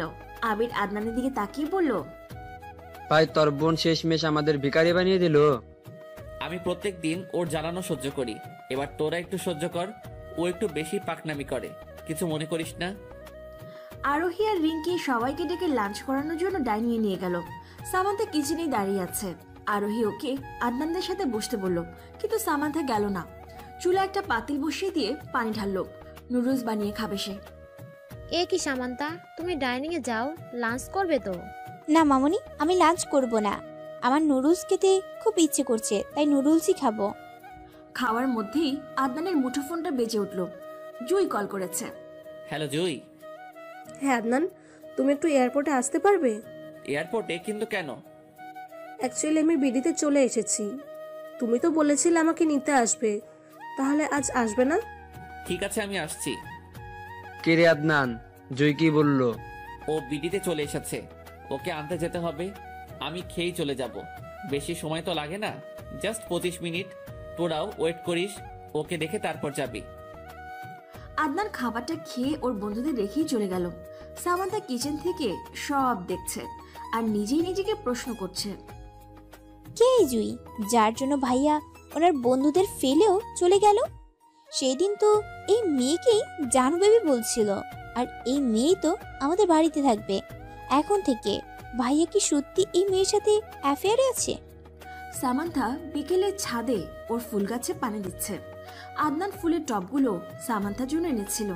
অনেকদিন ধরে যত্ন নেওয়া হয় না, তবে আজ একটু যত্ন নেওয়ার ইচ্ছে হচ্ছে, তাই সে পানি দিচ্ছে। সামান্থা বারবার ছাদ থেকে নিচে উকি দিয়ে দেখছে আদনান আসছে কিনা। 1 ঘন্টা হতে চলল, তবুও আসছে না সে। সামান্থার অপেক্ষার অবসান ঘটিয়ে আদনান চলে এলো। এর সাথে জুইও আছে। সামান্থার চোখ ছলছল করছে। সামান্থা নিচে গেল না, ছাদেই একটা দোলনায় বসে পড়ল। আদনান জুইকে নিয়ে সবার সাথে দেখা করালো। জুই শুধু একজনকেই খুঁজছে, সেটা হলো রকি। আদনান, রকি কোথায়? ওকে তো দেখছি না। তুমি হঠাৎ রকিকে খুঁজছো যে? না মানে সবাই যখন এখানে, তাহলে রকিরও তো থাকার কথা, রাইট? জানি না, ওকে তো আমি ফোন করেছিলাম, বাট রিসিভ করেনি। আমি ওকে অনেকদিন ধরে ফোন করছি, বাট ফোন ধরছে না। ও কি জানে না আমি ওকে কতটা মিস করছি? মানে মিস করছো মানে? আসলে আদনান, তোমাকে বলা হয়নি, আমার আর রকির বিয়ে ঠিক হয়ে গেছে। অ্যাফেয়ারে আমরা আছি। আমি বিডিতে আসলেই বিয়ে হওয়ার কথা ছিল, বাট ওকে তো পাচ্ছি না। প্লিজ আদনান, তুমি কিছু একটা করো, দেখো কোথাও ওকে পাও কিনা। আমি দেখছি কি করা যায়। আদনানের ফ্রেন্ডরা চলে গেল। আদনানও কোথায় চলে গেছে। জুইয়ের একা একা ভালো লাগছে না, তাই সে ছাদে গেছে। ছাদে গিয়ে দেখলো সামান্থা মন খারাপ করে আকাশের দিকে তাকিয়ে আছে। জুই চিনতে পারল না সামান্থাকে। হেই, হু আর ইউ? কারো কণ্ঠ শুনে ধ্যান ভাঙলো সামান্থার। তাকিয়ে দেখলো জুই তাকে প্রশ্নটা করেছে। আমি সামান্থা। কি, তুমি সেই সৌভাগ্যবতী সামান্থা? ও মাই গড! সৌভাগ্যবতী মানে? মানে তুমি জানো তোমাকে আদনান কতটা ভালোবাসে? আমেরিকায় থাকতে যখন ওর কাছে যেতাম না, তখন শুধু তোমার কথাই বলতো, আর তোমার ছবির দিকে ছলছল চোখে তাকিয়ে থাকতো। বাই দ্য ওয়ে, তোমার কি মন খারাপ? নিচেও তো গেলে না। না এমনি। চিচি, আদনান ভাইয়ের বিষয়ে আমি এসব কি ভাবছিলাম। ভাইয়া আবার আমায় ভুল প্রমাণিত করলো। এই লোকটার কাছে কখনো জিততে পারিনি আমি। তবে আজকে যাই হয়ে যাক, আদনান ভাইয়ার মান আমি ভাঙাবো। কিন্তু ভাইয়া কোথায় গেল? ভাইয়াকে তো দেখছি না। আদনান ওর বাংলোতে গেছে। রকি যেই রুমে আছে সেই রুমের দরজা খুলে দেখলো রকি চেয়ারে হেলান দিয়ে চোখ বুজে আছে। ওর অবস্থা একেবারে করুণ। না চাইতেও আদনানের চোখ ছলছল করে উঠল। হাজার হলেও নিজের ফ্রেন্ড বলে কথা। আদনান দেরি না করে রকির হাত পায়ের বাঁধন খুলে দিল। কারো স্পর্শ পেয়ে চোখ মেলে তাকালো রকি। আদনান ওর কাটা স্থানের দিকে তাকিয়ে দেখলো একেবারে ঘা হয়ে গেছে। চল আমার সাথে, তোকে হসপিটালে নিয়ে যাব। না আদনান, আমি হসপিটালে যাব না। আমি যে অন্যায় করেছি সেটা ক্ষমার অযোগ্য। আমি এখানেই থাকবো, তুই চলে যা। আমি এখন রাগের বসে দুষ্গুণ বিচার করিনি, তাই এমন অন্যায় করেছিলাম। তাই এখন আমায় প্রায়শ্চিত্ত করার সুযোগ দে। তুই তোর ভুল বুঝতে পেরেছিস, এটাই অনেক। তাছাড়াও জুই বাংলাদেশে চলে এসেছে, তোকে খুব মিস করছে, তাই এখন ভালোই ভালো চলে আয়। কি, জুই চলে এসেছে? চল। আদনান রকিকে নিয়ে হসপিটালে গেল। রাতে সামান্থা আদনানের রুমে গেল আদনান তখন ল্যাপটপে কাজ করছে। সামান্থা কাঁপা কাঁপা কণ্ঠে বলল, ভাইয়া। আদনান মাথা তুলে তাকালো সামান্থার দিকে। তুই তুই আমার রুমে কি করছিস? ভাইয়া আসলে আমি তোমার কাছে ক্ষমা চাইতে এসেছি। প্লিজ ভাইয়া আমায় ক্ষমা করে দাও, আমাকে একটা সুযোগ দাও প্লিজ। এখান থেকে বেরিয়ে যা। পারছি, কি ভুল করেছিলাম সেদিন, এই ভুল আমি আর দ্বিতীয়বার করব না। আদনানও ভাবছে ক্ষমা করবে কিনা। বিকেলে জুইও অনেক বুঝিয়েছে, অনেক তো মনোমালিন্য হলো, কেউই তো কষ্ট কম পায়নি। সামান্থা এগিয়ে আসলো আদনানের দিকে, তারপর ওর পায়ের কাছে বসে পড়ল। প্লিজ ভাইয়া এবার মতো মাফ করে দাও, আমি আর তোমায় ভুল বুঝবো না। কথাটা বলেই সামান্থা ফুপিয়ে কেঁদে দিল। আদনান সামান্থাকে দাঁড় করিয়ে শক্ত করে বুকে জড়িয়ে ধরল। 2 বছর পর আদনানের পরিবারের সবাই হসপিটালের করিডোরে দাঁড়িয়ে আছে। সামান্থাকে ওটিতে নিয়ে গেছে। আদনানের শরীর ভয়ে ঘেমে একাকার হয়ে গেছে, কারণ সামান্থার অবস্থা একেবারে ক্রিটিক্যাল। বেশ কিছুক্ষণ পর বাচ্চার কান্নার আওয়াজ শোনা গেল। আদনান দৌড়ে ওটির সামনে চলে গেল। নার্স তোয়ালে পেঁচিয়ে 2টো বাচ্চা নিয়ে এলো। কংগ্রাচুলেশন মিস্টার আদনান, আপনি যমজ বাচ্চার বাবা হয়েছেন। আদনান সেদিকে কর্ণপাত না করেই বলল, সামান্তা, আমার সামান্তা কেমন আছে? নার্স মাথা নত করে নিল। এ কি নার্স, বলছেন না কেন? আমার সামান্তা কেমন আছে? আদনান, আপনার স্ত্রী আর নেই, উনি মারা গেছেন। 2টো বেবি কনসিভ করতে ওনার খুব কষ্ট হয়েছে। আমরা বাচ্চাটাকে বাঁচাতে পেরেছি, কিন্তু ওনাকে শত চেষ্টা করেও বাঁচাতে পারিনি। সব আল্লাহর হাতে। আদনান নার্সকে ঠেলে ওটিতে চলে গেল। সেখানে সামান্থার নিথর দেহ পড়ে আছে, হাতে এখনো ক্যানলা লাগানো। আদনান সামান্থাকে ডাকছে চিল্লিয়ে, কিন্তু সামান্থার কোনো রেসপন্স নেই। শামু প্লিজ উঠো, দেখো আমাদের 2টো মেয়ে হয়েছে। প্লিজ শামু, তুমি আমাদের এভাবে একা ফেলে চলে যেতে পারো না। তুমি না বলতে তুমি ওদেরকে খুব ভালোভাবে মানুষ করবে, এটাই তোমার মানুষ করার নমুনা। এভাবে ওদের ছেড়ে চলে গিয়ে।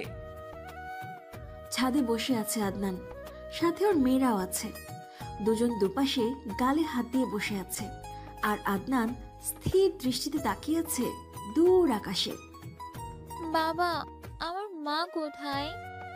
ওই দূর আকাশে, তাই না বাবা? মা আসে না কেন? জানো, মাকে না আমি খুব মিস করি, কিন্তু মা খুব পচা, আমাদের কাছে আসে না। আমি মায়ের সাথে রাগ করেছি। আদনান তার মেয়েদের জড়িয়ে ধরল। এইভাবে বলে না মা, তোমার মা শুনলে খুব কষ্ট পাবে। তোমার মা যে তোমাদের সব সময় দেখে। আদনান একটা দীর্ঘ শ্বাস ছাড়ল। সামান্তা, আমাদের ছেড়ে থাকতে কি তোমার খুব ভালো লাগে?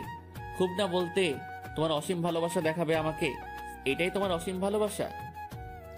আদনানের চোখ থেকে 2 ফোঁটা জল গড়িয়ে পড়ল।